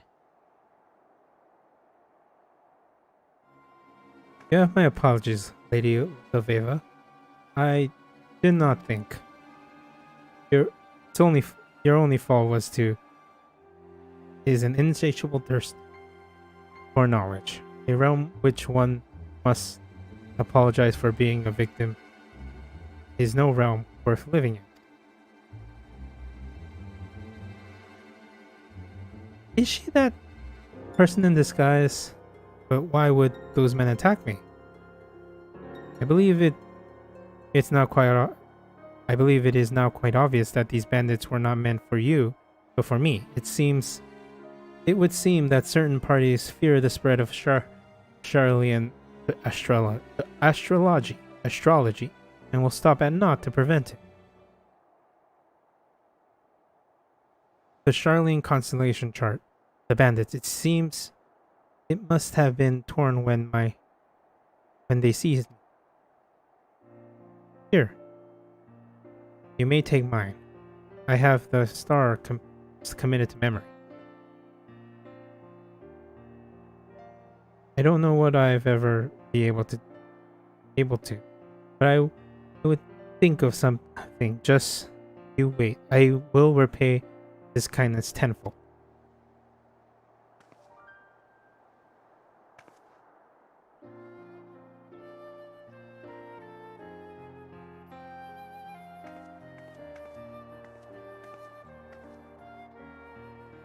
Lady Laveva, you mentioned something about certain parties wanting to prevent the spread of Charlene astrology. Have you any idea who they might be? I do, but I shall request more proof before I can be certain. You and Gudrak should be able to assist me with that. However, as they say, first things first. We have a gate to open.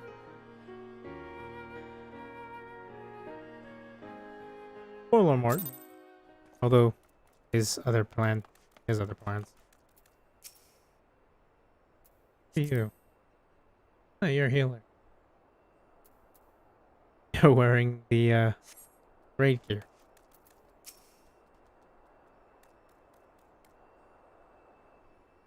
Neat.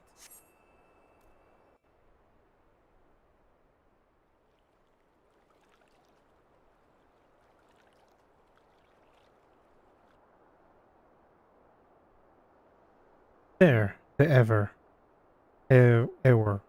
Focus, Gudrak. Focus and let the constellations ether twine with your own.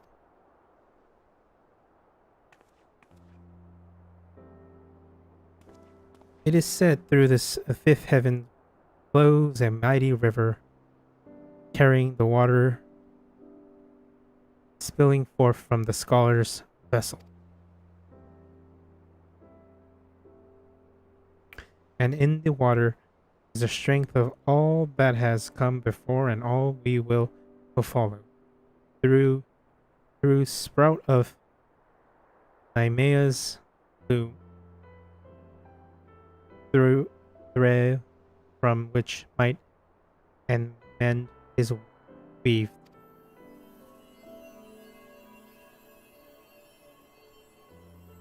Now the power of the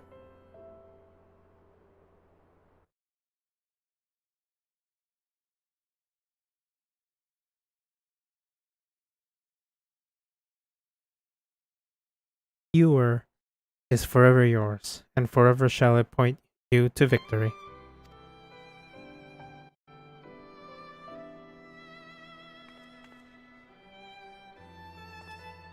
While I cannot forgive our patron for skipping yet another of his lessons, I cannot deny that the passion hidden deep beneath all his poising may have its uses. Word of our field is spreading, and our inherent nature has begun to stir.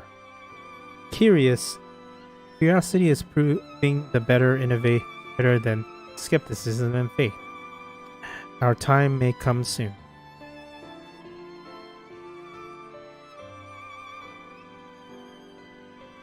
Going through this in my swimwear. It's not weird. It's not weird at all.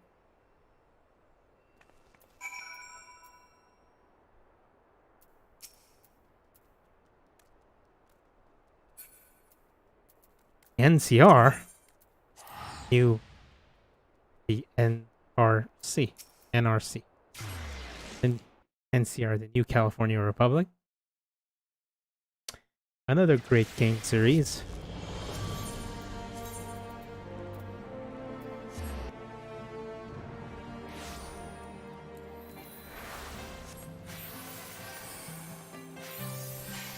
I finally get gravity.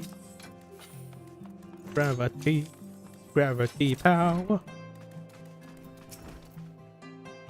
Do not tell me Lady Laveva was a tactician. I knew it, and without a reading. My talent grows by the day. What is this you claim? A fellow astrologian was moved by my words and went to witness the unlocking? That is amazing. I wonder what it could be, though I would certainly recall speaking in detail with a young supple mind. I must find this woman and hold another special lesson with her. Lesson? That reminds me.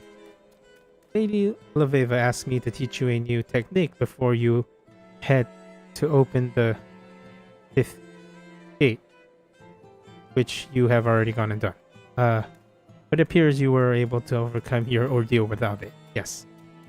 Exactly according to my lesson plans. You still wish me to teach you the technique? Very well then, though I do not really see the point.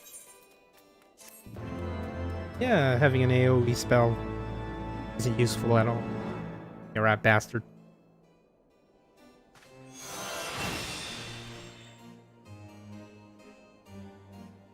You womanizing rat bastard.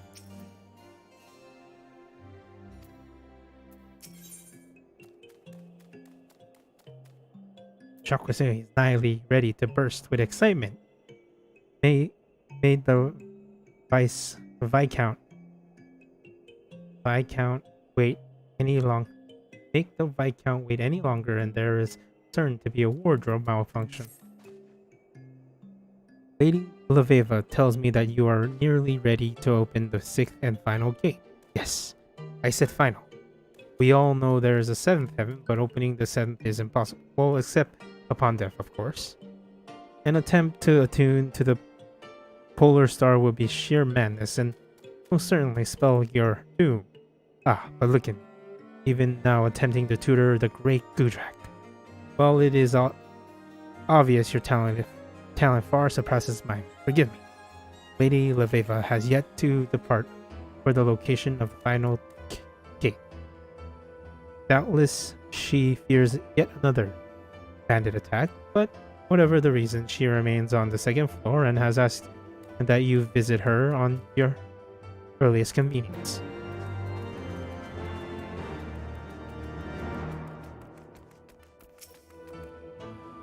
You have come far since the fateful day our paths first crossed in the Black Shroud, and now here we are, on the cusp of your attunement with the 6th heaven. Time truly waits for no man, does it? Before we set forth on this task, I wish to teach you of the technique known as Synastry. It temporarily joins your faith with that of a companion. They will reap the star's benefit as do you. As a passable journeyman astrologian, you already wield significant control over Aether. You need only focus it upon establishing a bond with your chosen ally to achieve synastry.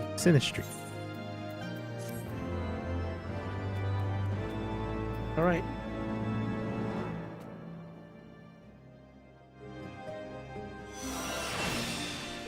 Synastry!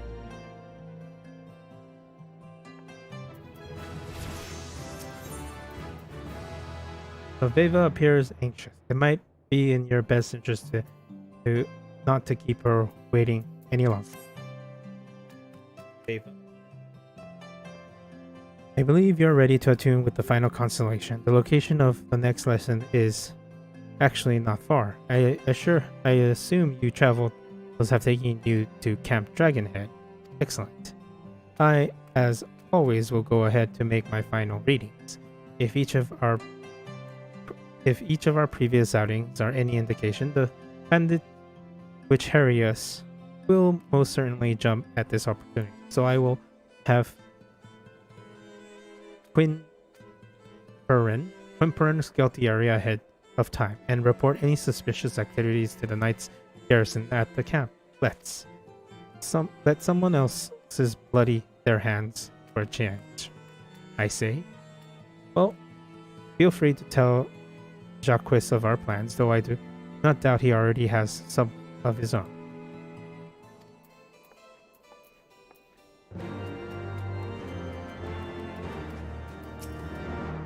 Lady Leveva has already departed? Well then, she must have leapt from the window, for I did not see her use the front door.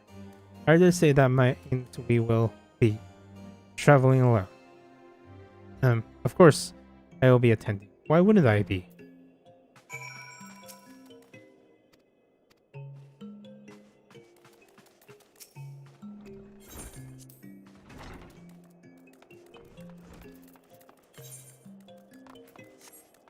Last one for today. Then I'm gonna do a bit of MSQ and then stop for today.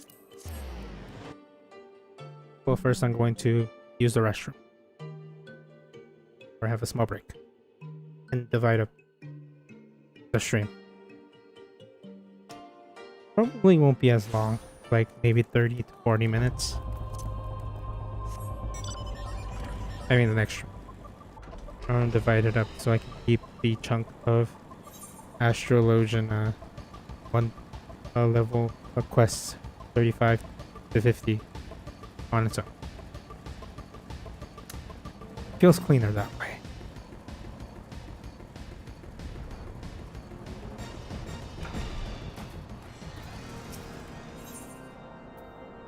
If you are above the max.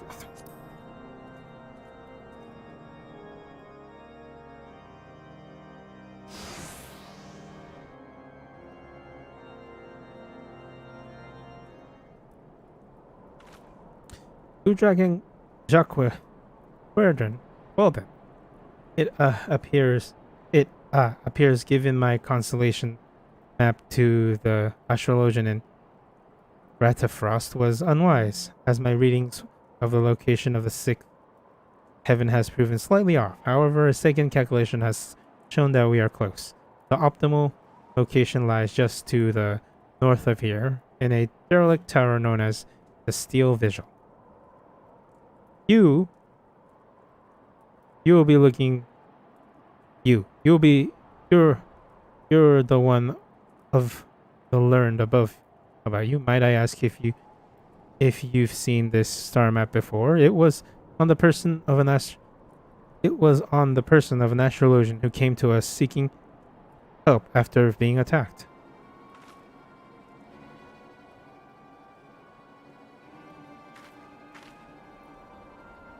This is my map.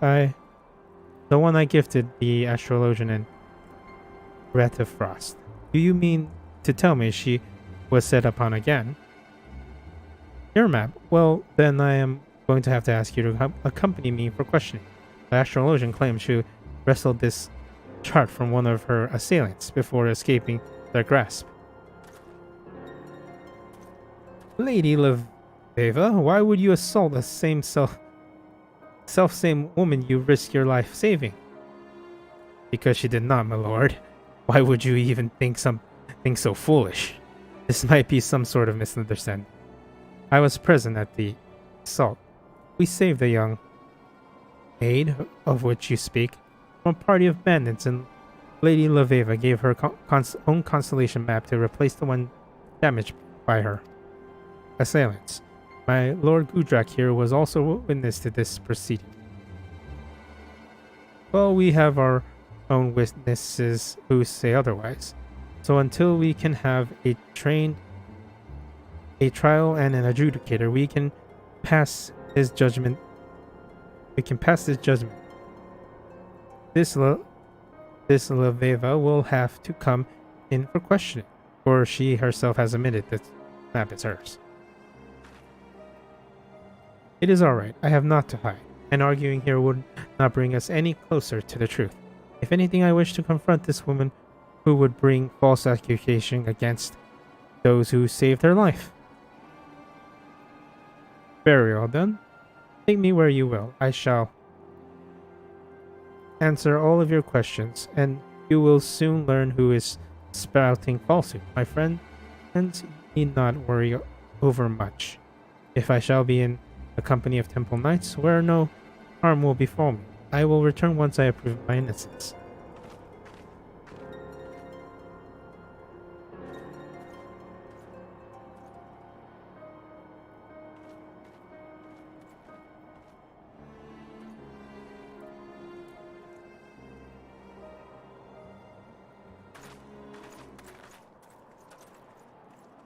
harm. That night, she was the same same astrologian who was saved in Mordona, the astrologian who claimed we attacked her. Are you saying the astrologian was a temple knight? No, listen, my lord. I'm saying the astrologian is no more an astrologian than she is a knight. I'm saying we have been played. We have fallen victim to a ruse that the landed lady Leveva is in the hand of those who have been attempting to kill her since she set foot in Eorzea. Then we say, you are saying she won't be safe in the presence of those temple knights? Those weren't temple knights, my lord.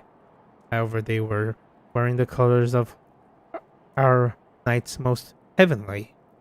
And if we were to assault them this near the heavily garrisoned Camp Dragonhead, we would be stuck full of arrows before anyone asks us why we even drew our blades. No, we will shadow Lady Laveva's captors and wait for an opportunity to take her back. How excellent. Can I take point? No, of course not.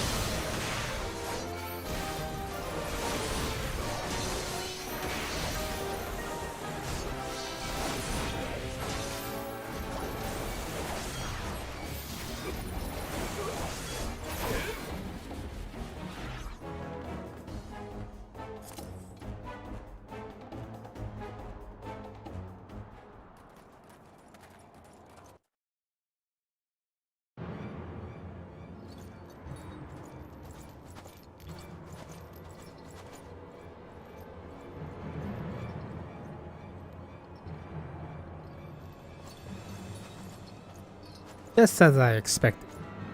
These fools had led me straight to the answer I sought. Since my arrival in this backwoods realm, and if I am not mistaken, my trusted companions should have be arriving about now, right about.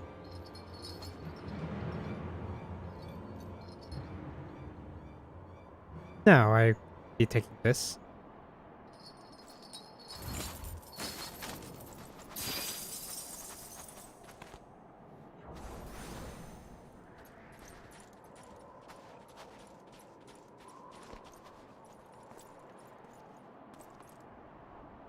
The moment you lift off into the air, the whole land will take. No, you are not the true temple knights. You will be made to answer for your crimes. Once we're in the air, it will not matter. But someone knows, you fool. We will not be returning once we have slain you and your friends.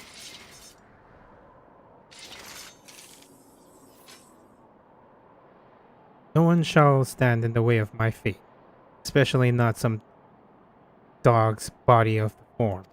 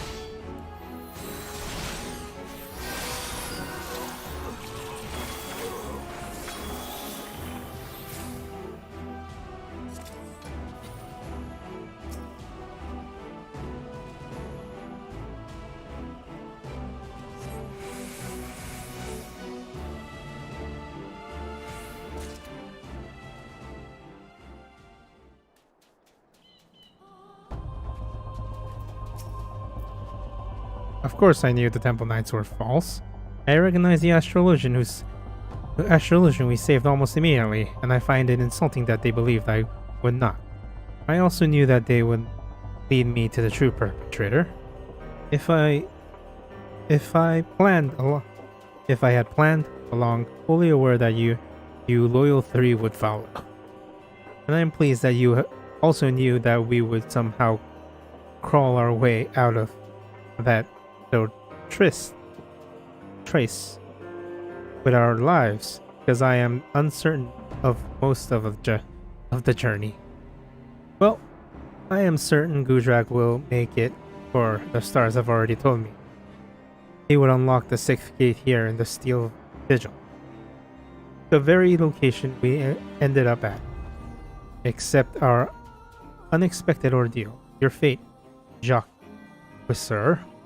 Well, I never bothered reading it, for I thought that you would skip this lesson like you have every other one.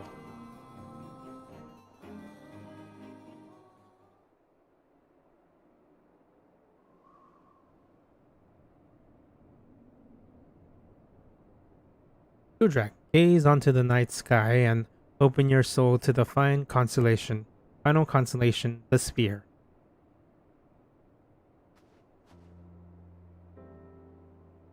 The spear is the gate at the sixth heaven, where the Fury resides in a palace of ice carved by her own spear. Ice formed from moonbeams collected by the lover Menfina.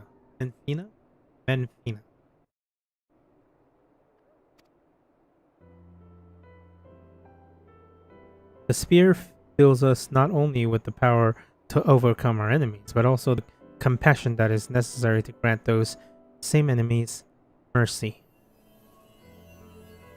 And though the power is yours to see, directly to those whose fate requires it.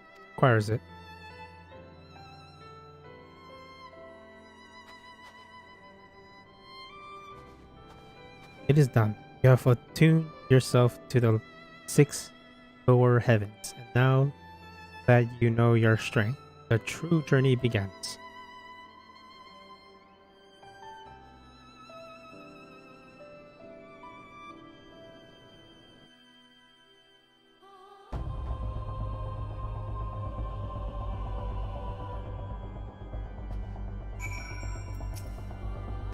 Like I've said from the beginning, the stars, the heavens, the arcana, they know our fates, but they are fickle with their information. It is up to us to prize it from their hearts and use it in a manner that might benefit all mankind. Please, my lord, allow me a moment to gather myself.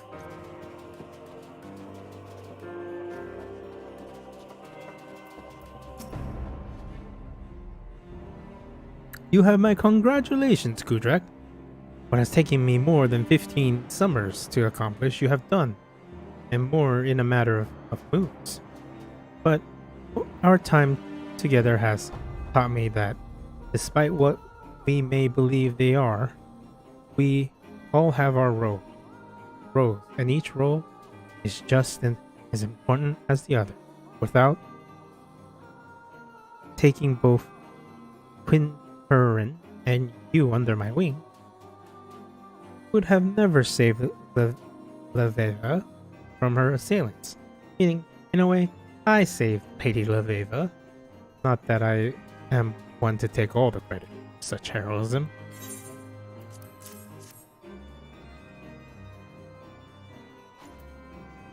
Nor shall I take credit for this missive that never would have been discovered, were it not for me taking you and Quinturin under my wing.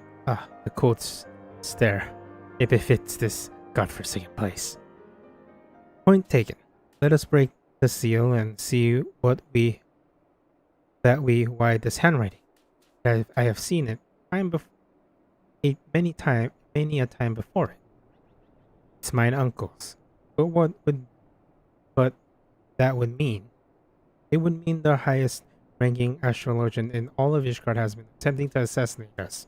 If the tribunal were to hear of this, he would be hung. The hanging would only earn us another ill-tempered orthodox astrologian willing to open his eyes to the benefits of our discipline. No, we can use this missive to our advantage. As long as this remains in our hands, so too does the chief astrologian. Are you saying we use the missive to blackmail for Lamart? I'm saying we merely grant the chief astrologian his life in exchange for a little assistance in furthering our just and noble cause. No more, no less. I see. You are quite devilit. You are quite the devilit, my dear. Very well. I will summon mine uncle to the astroscope.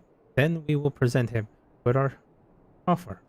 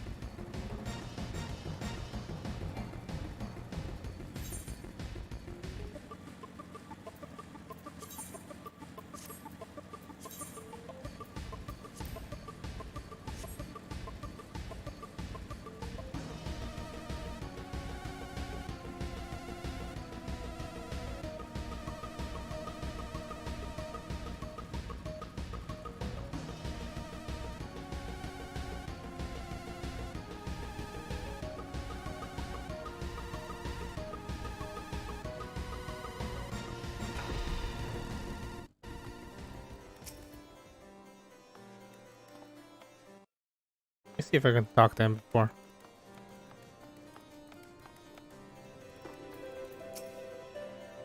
Of course, Lucky.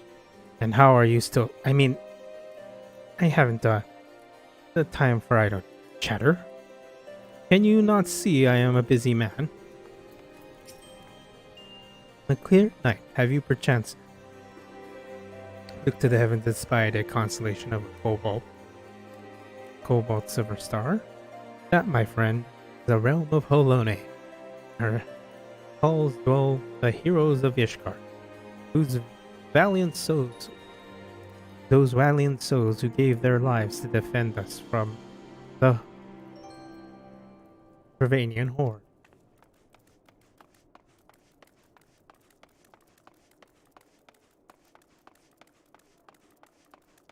I mean, you should know I'm the warrior of light and you can't really kill me with that. It's just dumb of you, Lamort.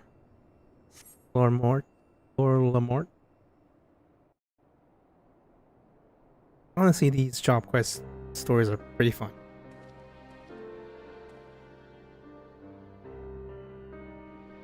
Why must you insist on pestering me, Jacques Gardner? I gave you your letter, now leave me be. But that would not be the only letter you have written lately, would it? Perhaps you recall a certain letter to the forum.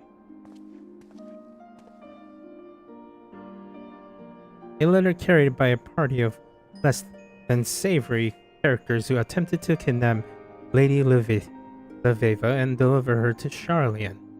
Not to mention kill me, my Smancer, and my good friend Gudrun here, who you might have forgotten is currently an honored guest of House Forton.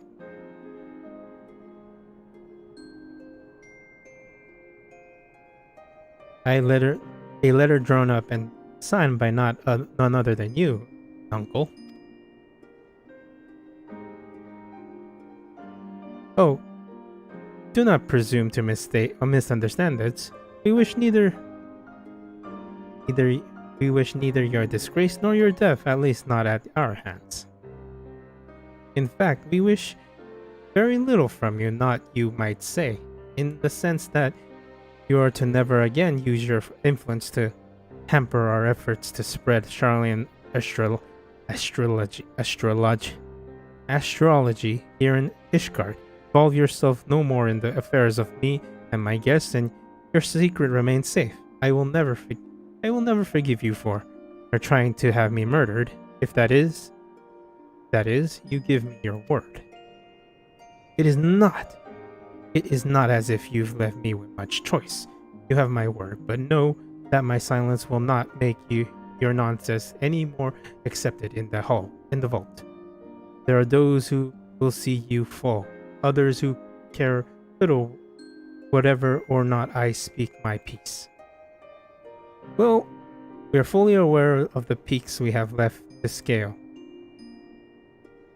However, we shall not let that discourage us. I have been shown a path that I altogether plan on walking, and the stars shall guide my way. The stars foretell many things, my dear. Not even the best readers can see them all. Do not forget this. So we have silenced him, but to hear him tell me he was the least of our worries.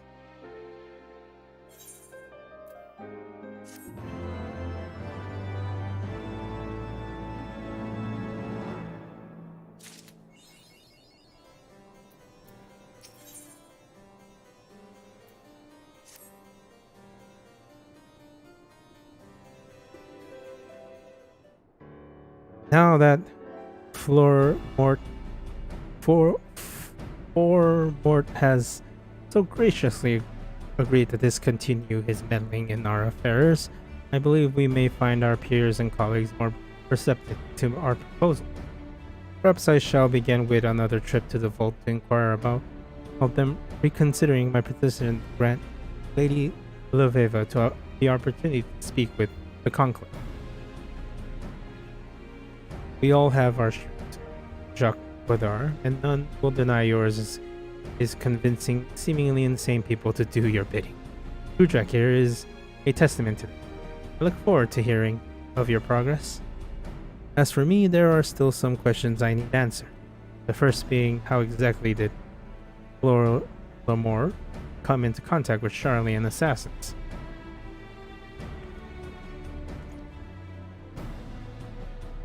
Quinperin, attend me. Attend me, I wish to visit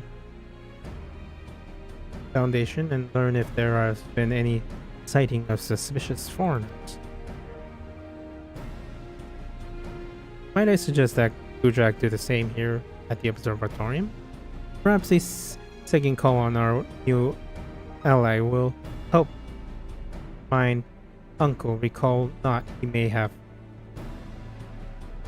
permitted in the heat of the moment.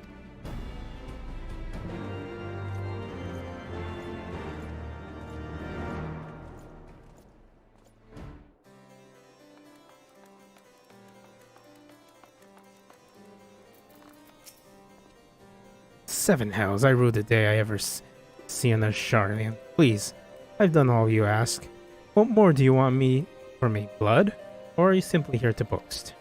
Or mayhap you wish to know how the Charlians came to be involved in my scheme? Ha! I thought as much. If it was so important, why didn't your lady Leveva ask me earlier? Her head was so far in the stars, she failed to see that unfold around her on the ground. The truth is, it was never my scheme in the first place. It was the Charlians. They came to me not long after Professor Mace's ship was diverted to Thanaline. Yes, I said diverted. The pirates in the strain of Malthor, the magically manipulated storm of the Sultana, all were staged to prevent your friends from ever arriving. But when they did, the Charlians were forced to change their plans. They required help pairing local hands discreetly, something they could not do as foreigners. I agreed to lend them my aid because I felt we both stood to benefit from the disappearance of Jacques Bonner and the fool Chic.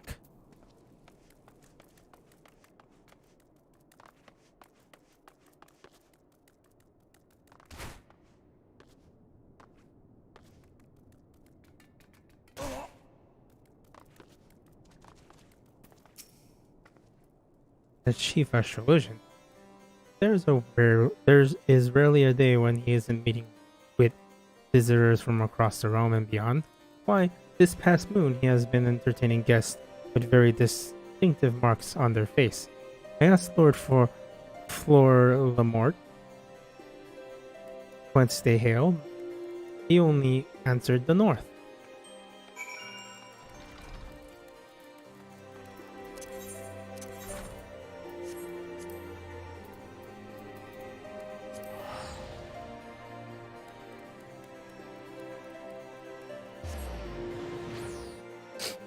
Go to the Waking Sands after this, or first use the restroom.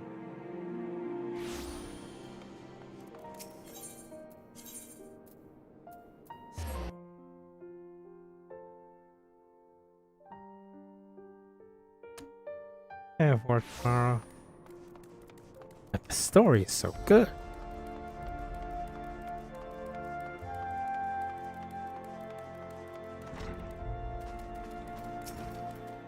The Charlians came to him. That can only mean that mine uncle was only a pawn in a much larger game.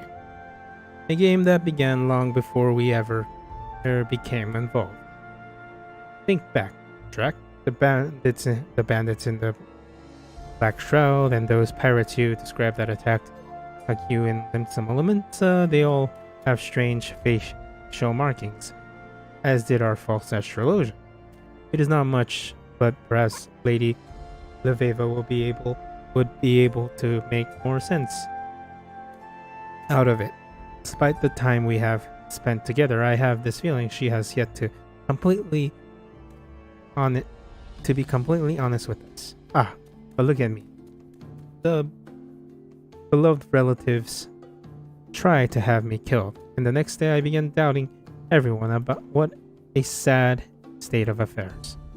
Perhaps to clear my head, I shall call on the fine young Viscountess visiting House Leonard from her family's stead in Western Highlands. This information on Flora Lamort's associates should be relayed to Lady Leveva immediately. Would you be so kind? I seem to recall them saying they'll be questioning highborns in the pillars.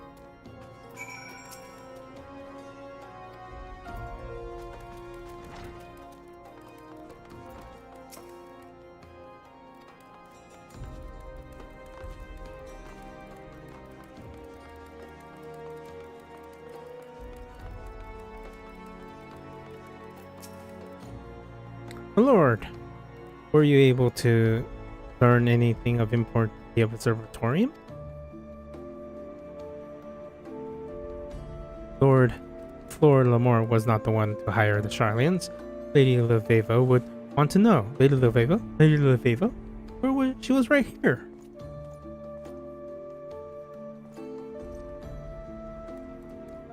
We must find her. I would not think any harm would come to her here in the center of the Holy See, but then again, there is what we believe back at Camp Dragonhead. Shall we search the Hope Lawn? Might I ask you to search the opposite direction near the last vigil?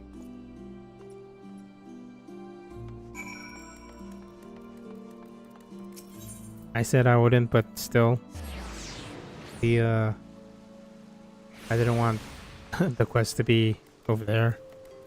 Because I'm a lazy bastard.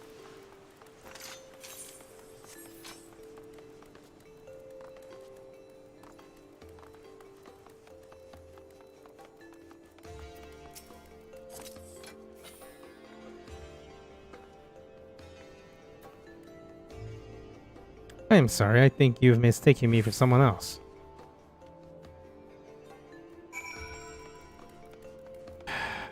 She's right there. She looks exactly the same. God.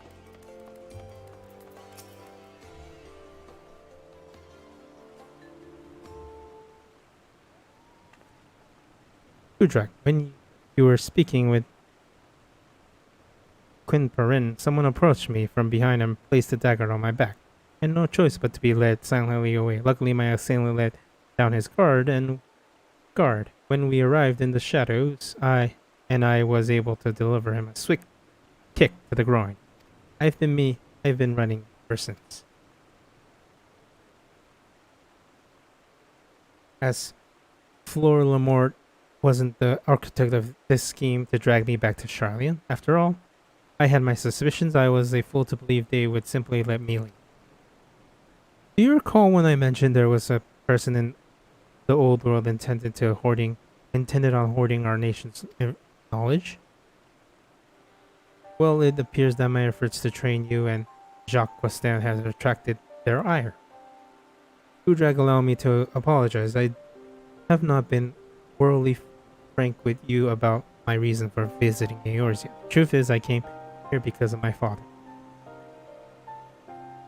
My father dreamed of rekindling the Holy See's interest in Charlian astrology, believing that it would be of great benefit to the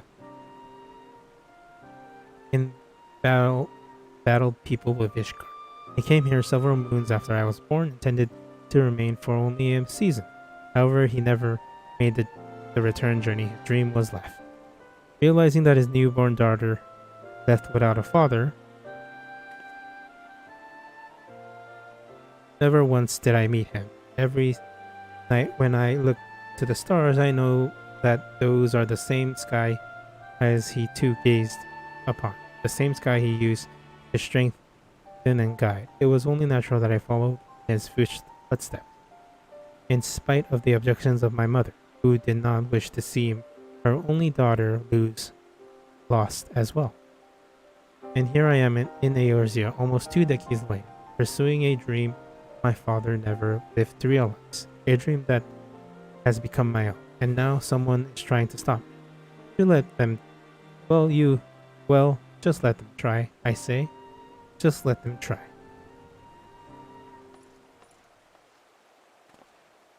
Lady Leveva, a maiden of your beauty should not wander off without a escort.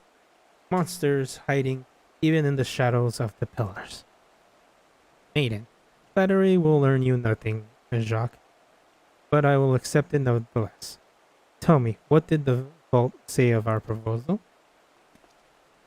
He accepted it. We have been given official permission by the Holy See to conduct a symposium on the wonders of Charlian astrology. With you as our guest speaker. Now, come. We must hurry back to the Athenaeum and begin preparations. More than 15 summers to make ready for this moment, and now I'm only have a matter of days.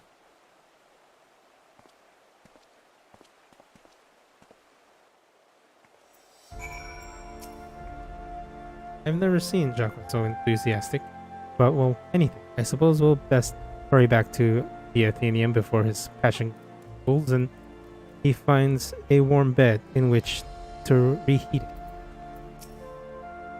I shall escort the lady back to the Athenaeum and hold her hand if I must. To ensure that she doesn't wander off, of course.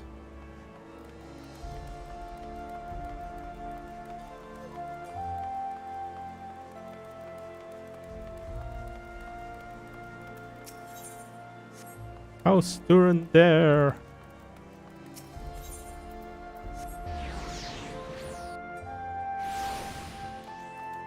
I'm gonna turn this in. Teleport to the Waking Sands, and then do the restroom quickly. Do that.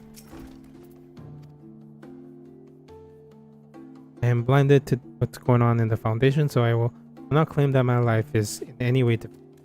But that does not mean I did not have my share of troubles. However trivial they may be, being anything but first in line to a countship is not all horrors and rainbows. The count only truly cares about his newly appointed heir. Just like the rest of my family, they expect great things from him. From me, they expect nothing.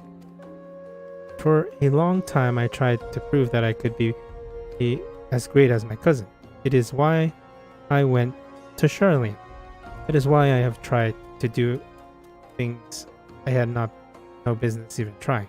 Then once I realized no one was looking, I simply stopped caring. My actions became more and more outlandish because at the end of the day, that is what everyone expected. But then you two walked through the door and helped me realize that maybe life is more than the coffin that has fitted for me. Maybe the fate I believe was true was mine, and not mine at all. And for helping me see that, Gudrek, I thank you from the bottom of my heart.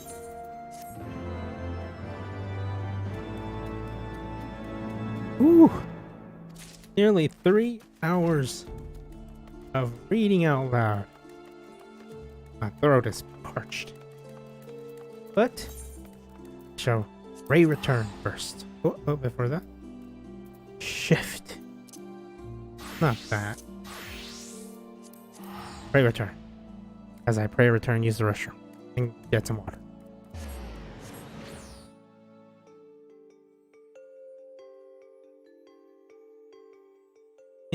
I need another be right back sign.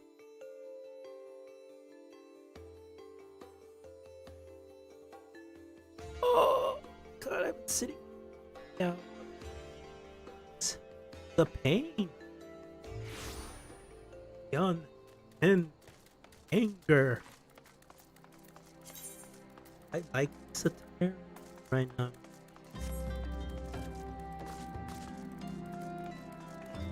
Walk for the money. Walk over here.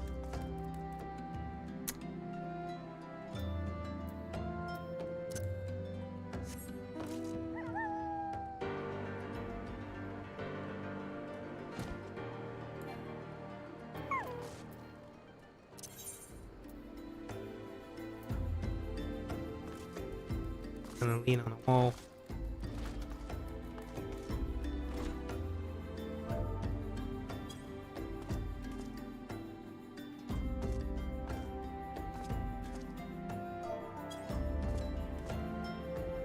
There we go. There we go. Oh, I'll be back. Be right back.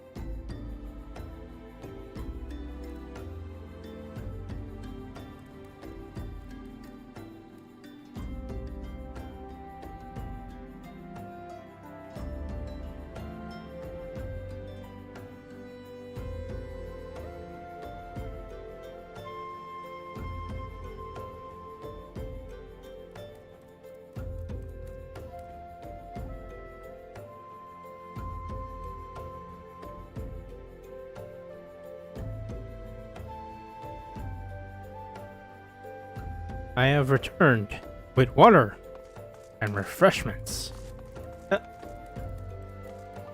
Alright, going to do 1 or 2 more MSQs and then just stop for today.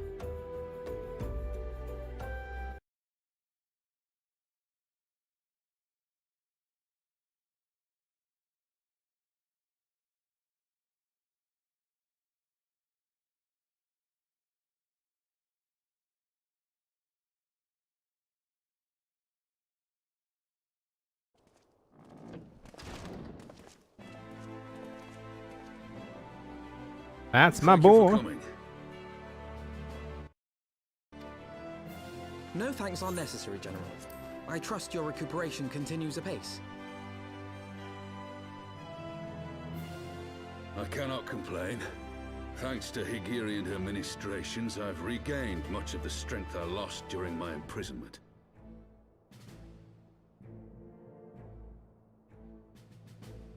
I gather you have made progress in the search for Her Grace. Aye, some good fortune at last. A few days past, Dulala informed us that a sizable shipment of alchemical supplies had been delivered to the palace.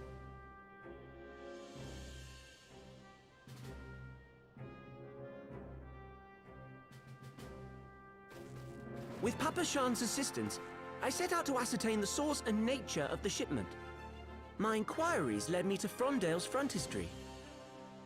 There, I learned that an order had been placed for a curious substance designed to sustain patients trapped in death-like slumber. An invention of the former head alchemist, apparently. A death-like slumber? This cannot be a coincidence. It lends some weight to Dulala's claims, aye. Her Grace is likely somewhere within the palace, abed but alive. La la la. Before making any attempt to extricate the Sultana, however, it seemed prudent to learn what manner of substance was used to induce her torpor. To that end, I made inquiries as to the whereabouts of the one most like to have administered it. The lady in waiting, Meriel. We sent for you as soon as we learned of her location. All that remains is to apprehend the woman. We shall find our cat's paw in the Silver Bazaar. But we must tread carefully. The market is not the bustling place it once was, and someone is sure to mark our coming. Should they inform the monetarists, we'll have a fight on our hands. We must be prepared for the worst, and being short an arm, I thought it wise to take another in its stead. What say you, Warrior of Light? Well, I do have the title of Raubon's Raubon's left arm. Where's the right arm? Whatever, I have the title. That's my title. That's hilarious. I'll put that on once this cutscene is done. Pity the bastard that stands in our way. Where do we get it from Come, this? my friends, for Nanamo and for Ul'dah!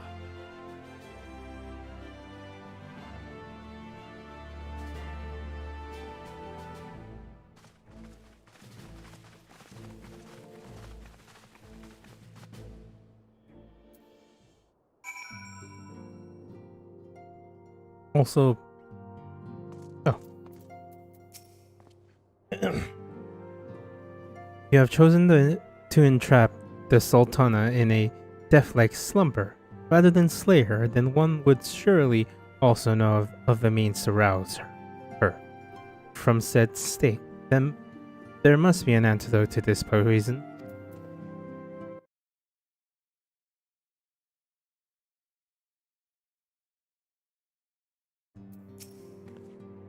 Our target is Meriel, the Sultana's former lady-in-waiting, a woman of Midland and heritage.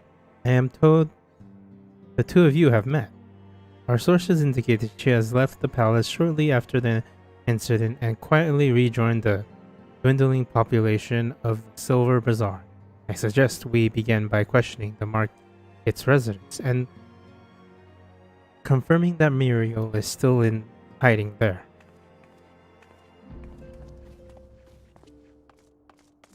I'm gonna talk to my people. I heard you pulled General Alden from the grasps conquering fingers of Saul himself. Pains me it does to see the proud warrior less an arm. Hey, do I get after this or do I have it now? The Redeemer.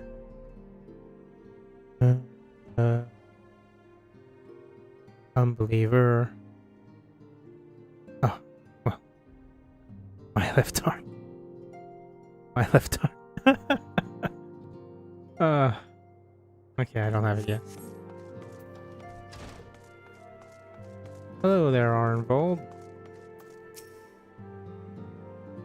Thank the gods you're alright. It was a mighty struggle from what I've heard.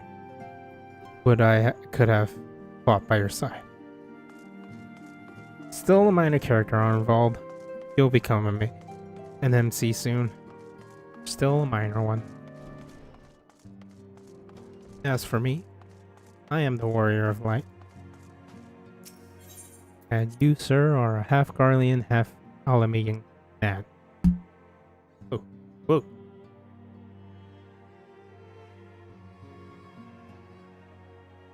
And he is one of my favorite characters. I am saddened greatly by what has happened to him.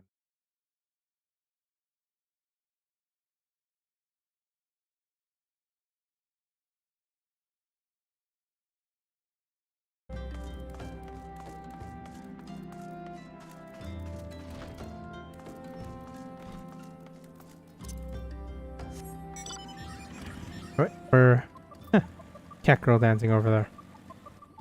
NPC, that is. For those of you who don't know, the best way to get to the Silver Bazaar, because it's not, you know, instead of teleporting to the horizon or going there, you just go this way, a little more, over here, talk to this fairy skipper.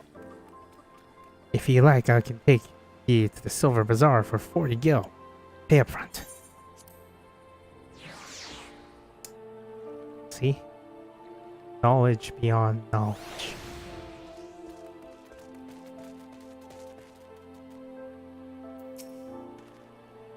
Mario, hi. She's here. Left the city for good, she says. Barely leaves our house though. It's the one closest to the market entrance.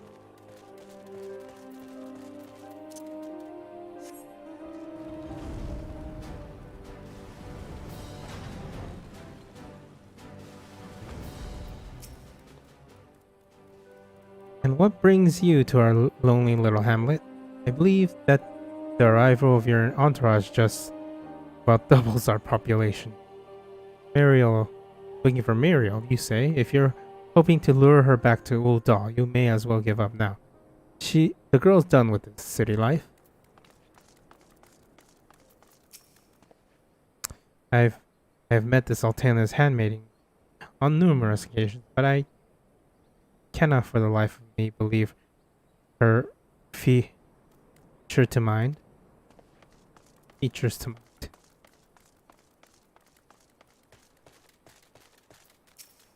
Papa Sean. Easy now, General. We won't want her to bolt down some other hole. God's damn it, where is she?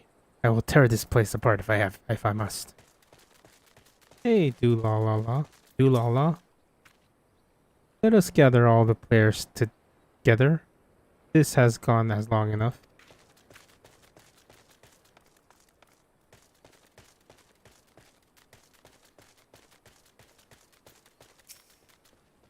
Our target is Mariel, Sultana's lady, former lady in waiting, a woman of. I was told. Our sources indicate she left the palace shortly after.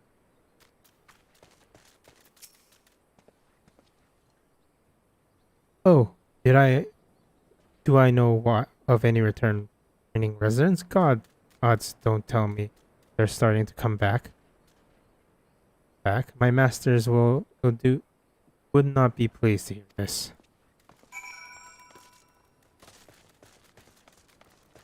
Pretty sure this is the house.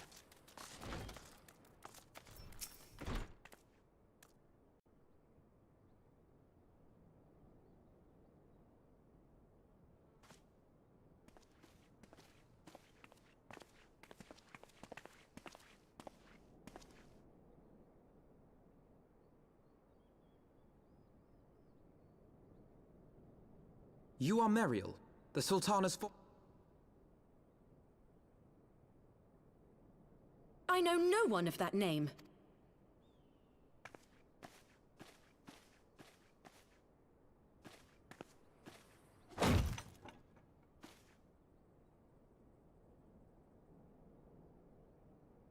General Alden!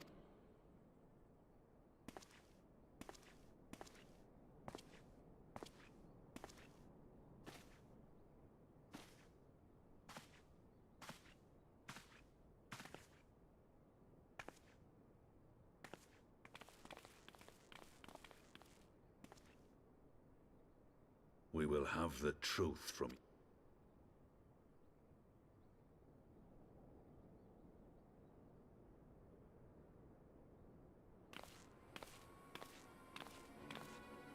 you. Mayhap it would be better coming from me. Lolorito. Lolorito, you'd best talk fast. As you know, Teleji Adeleji's Cartano reclamation bill was no more than a facade. A means to get his grubby little hands on that Allagan monstrosity Omega. When he learned of Nanamo's intention to abdicate, however, he was forced to amend his plans. Suddenly, assassination seemed the most promising way to further his ambitions. I am told Teleji had discovered a maid in whose veins ran the blood of House Thorn. A new, more pliable puppet to sit the throne. 'Twould have caused an uproar, of course, but few could have contested her claim.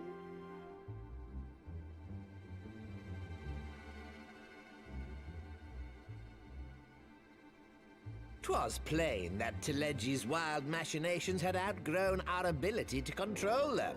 So I decided to usurp his scheme and left the fool to seal his own demise.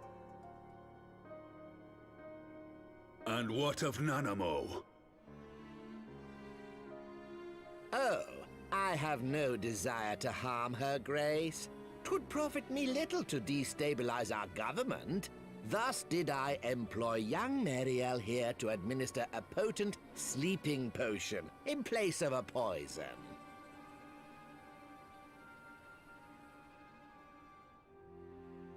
You should know, General, that your dear friend Ilberd was fully aware of my plan. I had him lie about the assassination as a means to prime your rage against Teleji. We weren't entirely sure how you would react, but things went rather better than expected.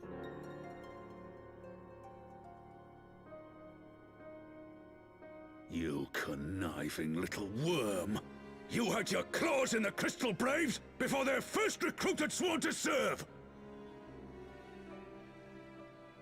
But of course, when a new game begins, 'tis only prudent to have a piece on the board. Ilberd was mine. Truth be told, a significant proportion of the Braves' initial endowment was also mine. With such large sums moving about, 'twas a rather trifling matter to disguise my own contribution.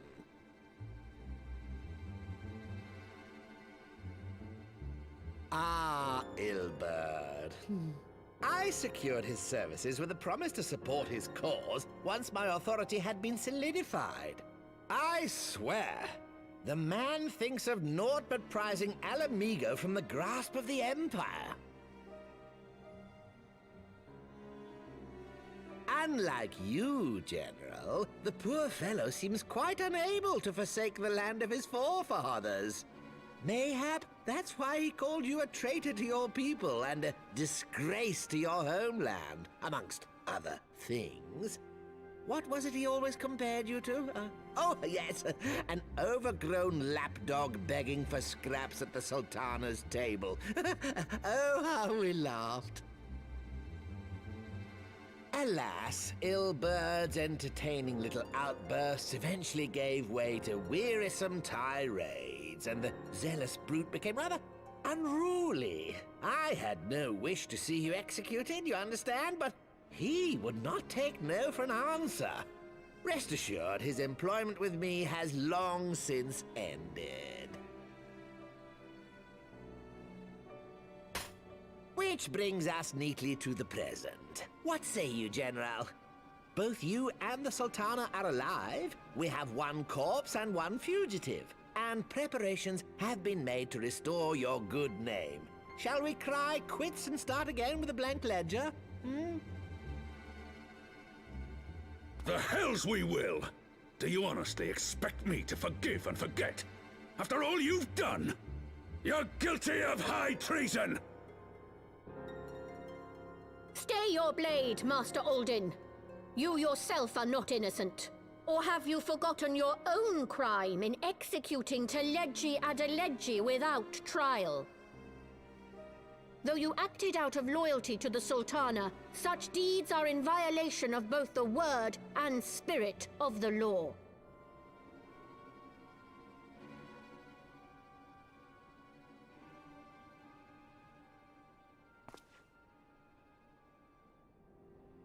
If you would, Lord Lolorito? No, you still made me a fugitive and basically destroyed my organization. So, where's my pound of flesh? This potion will wake the Sultana from her slumber. Consider it a gesture of conciliation. You will find her grace resting comfortably within her private chambers. Should you doubt my word, I shall willingly accompany you to the palace as your hostage.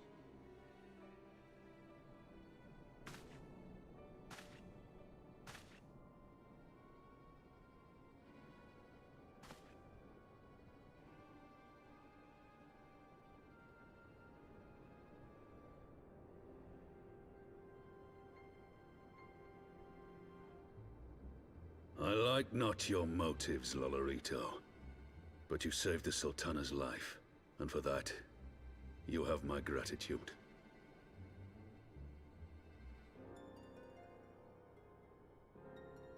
You know, I didn't really care for it, but fully paying attention to the story, his collateral damage on the Scions is actually really bad. Rauban Aldin, you are hereby reinstated as General of the Immortal Flames. Robin went through hell and The then got citizens stuff of back. Ul'dah shall once more be united under Nanamo Ulnamo, and together we shall usher in a new age of prosperity. I feel what he did to the Scions, he deserved actually to, like, get his ass kicked. Let me punt him.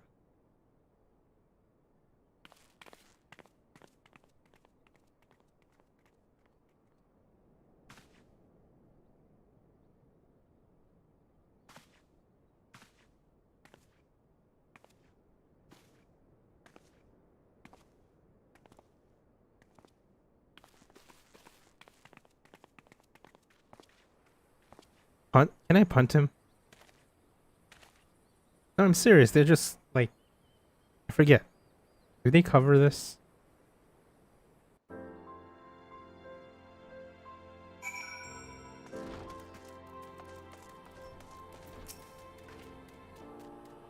You have killed one you served. Ah, pray excuse my muttering. I am reminded of a line of an old poem. At the 12, I fear Lord Loloriro's arrival would herald another bloodbath. Little did I suspect that he of all people would gift us the means to rouse the Sultana. Oh, actually, I can actually do it this way.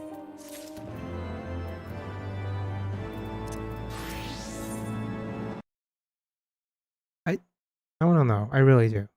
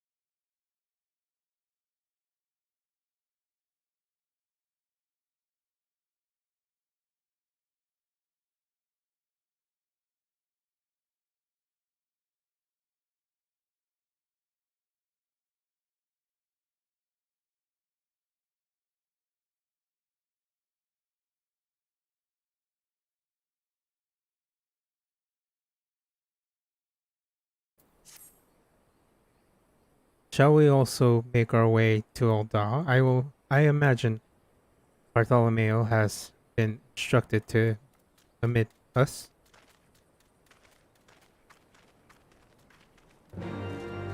Right, can I get back into the Rising Stone? Like, actually? I'm gonna attempt to do that after I do this. It's almost 3 in the morning, so I'm gonna complete this one. And then check Ordona and then log off.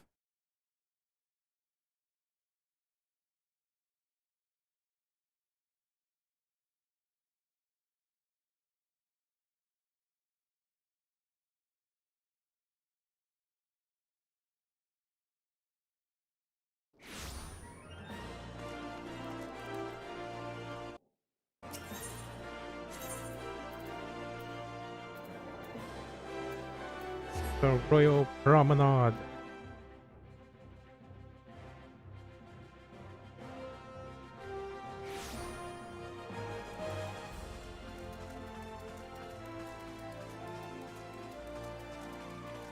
Every time I pass by, I think you're a dumbass. And you really are. Also,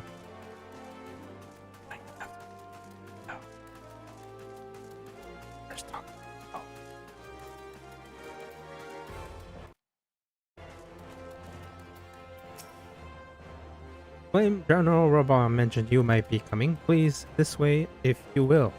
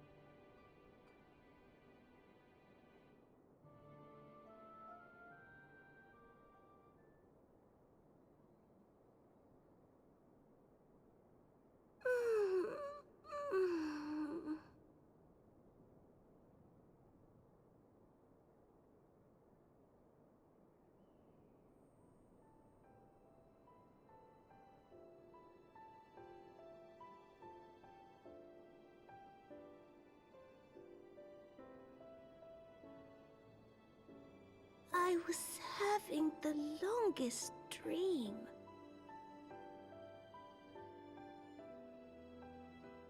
"'Tis time to wake up, Your Grace.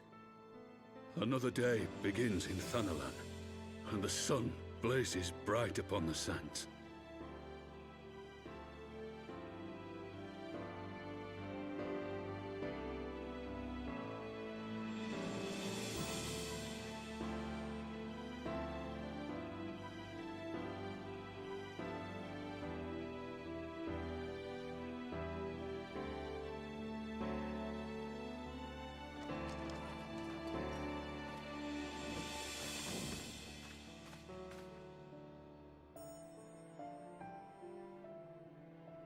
Her Grace is awoken. The palace physician assures me she's none the worse for her slumber.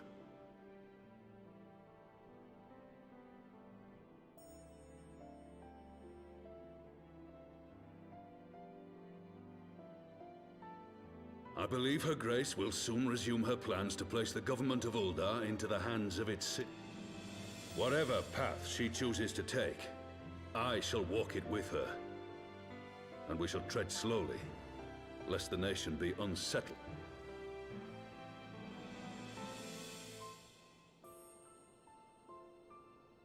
Her Grace's compassion is a shining beacon to us all. But what our city truly thrives... 'Tis in the struggle against our rivals that opportunities are seized and fortunes made. And with the Empire on the offensive once more, now would hardly seem the time to turn our system of government upon... Are you privy to new intelligence? I would hardly call it new. Remind me, what was the name of that enormous Imperial warship which met its end in Mordona? Oh, wait, I have it. The Agrias, yes, well. 'Twould appear that the Garleans have been hard at work on another such vessel. How close are they to completing this ship?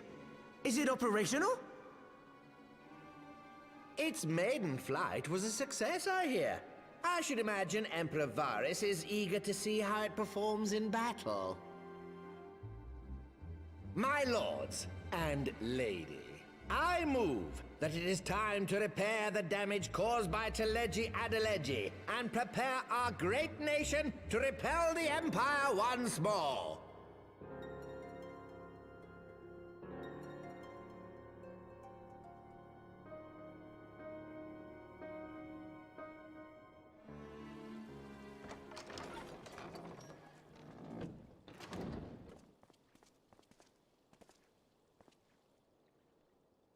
"'Tis well that the Sultana has awoken. The Syndicate yet needs to put its house in order, but 'twould seem the worst of the confusion has passed. Uldar has taken control of its future, and I must do the same.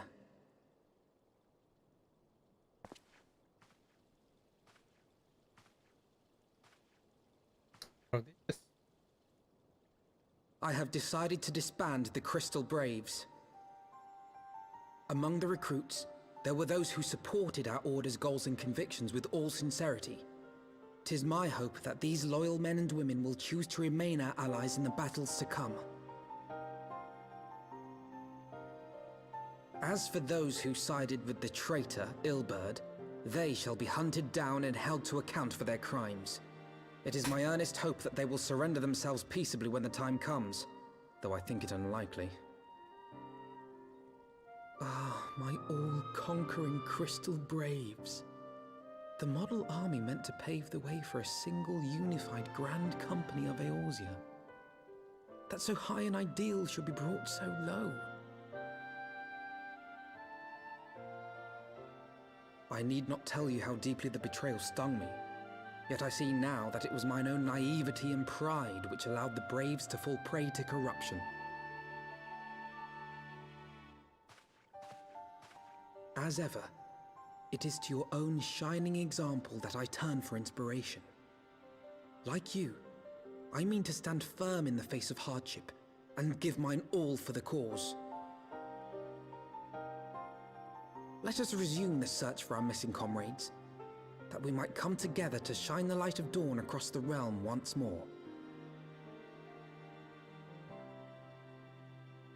The role of Crystal Brave Commander suited me ill, and I shall play it no longer.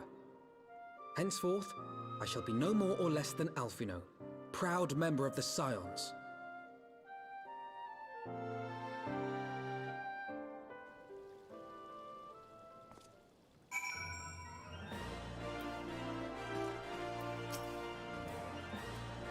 I blush to speak through the mind internal turmoil. But the fact remains that there is no man alive in whom I would rather confide. Were it not for your shining example, I might never have emerged from beneath the pall of my despair.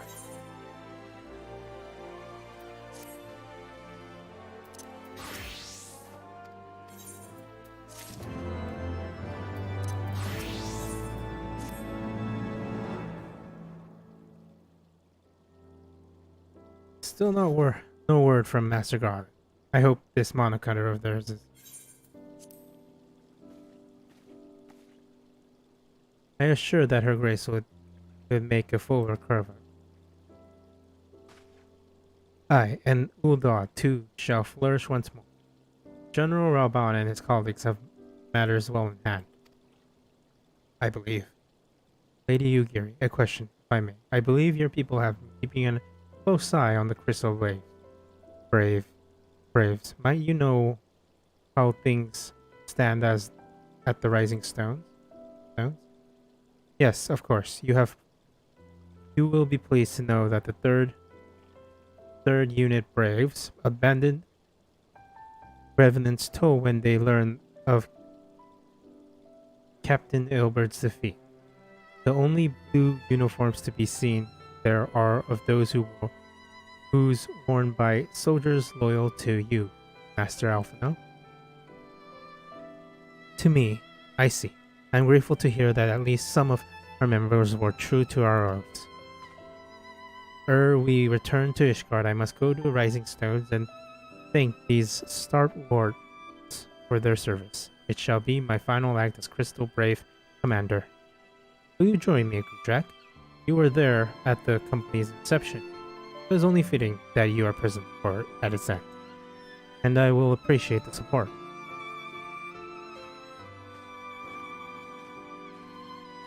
Do that tomorrow or later today. It's been 3 hours and 30 minutes. I am tired and I have to get up in 5 hours. 5 to 4 hours. Unlike yesterday, nobody came today. I am sad, but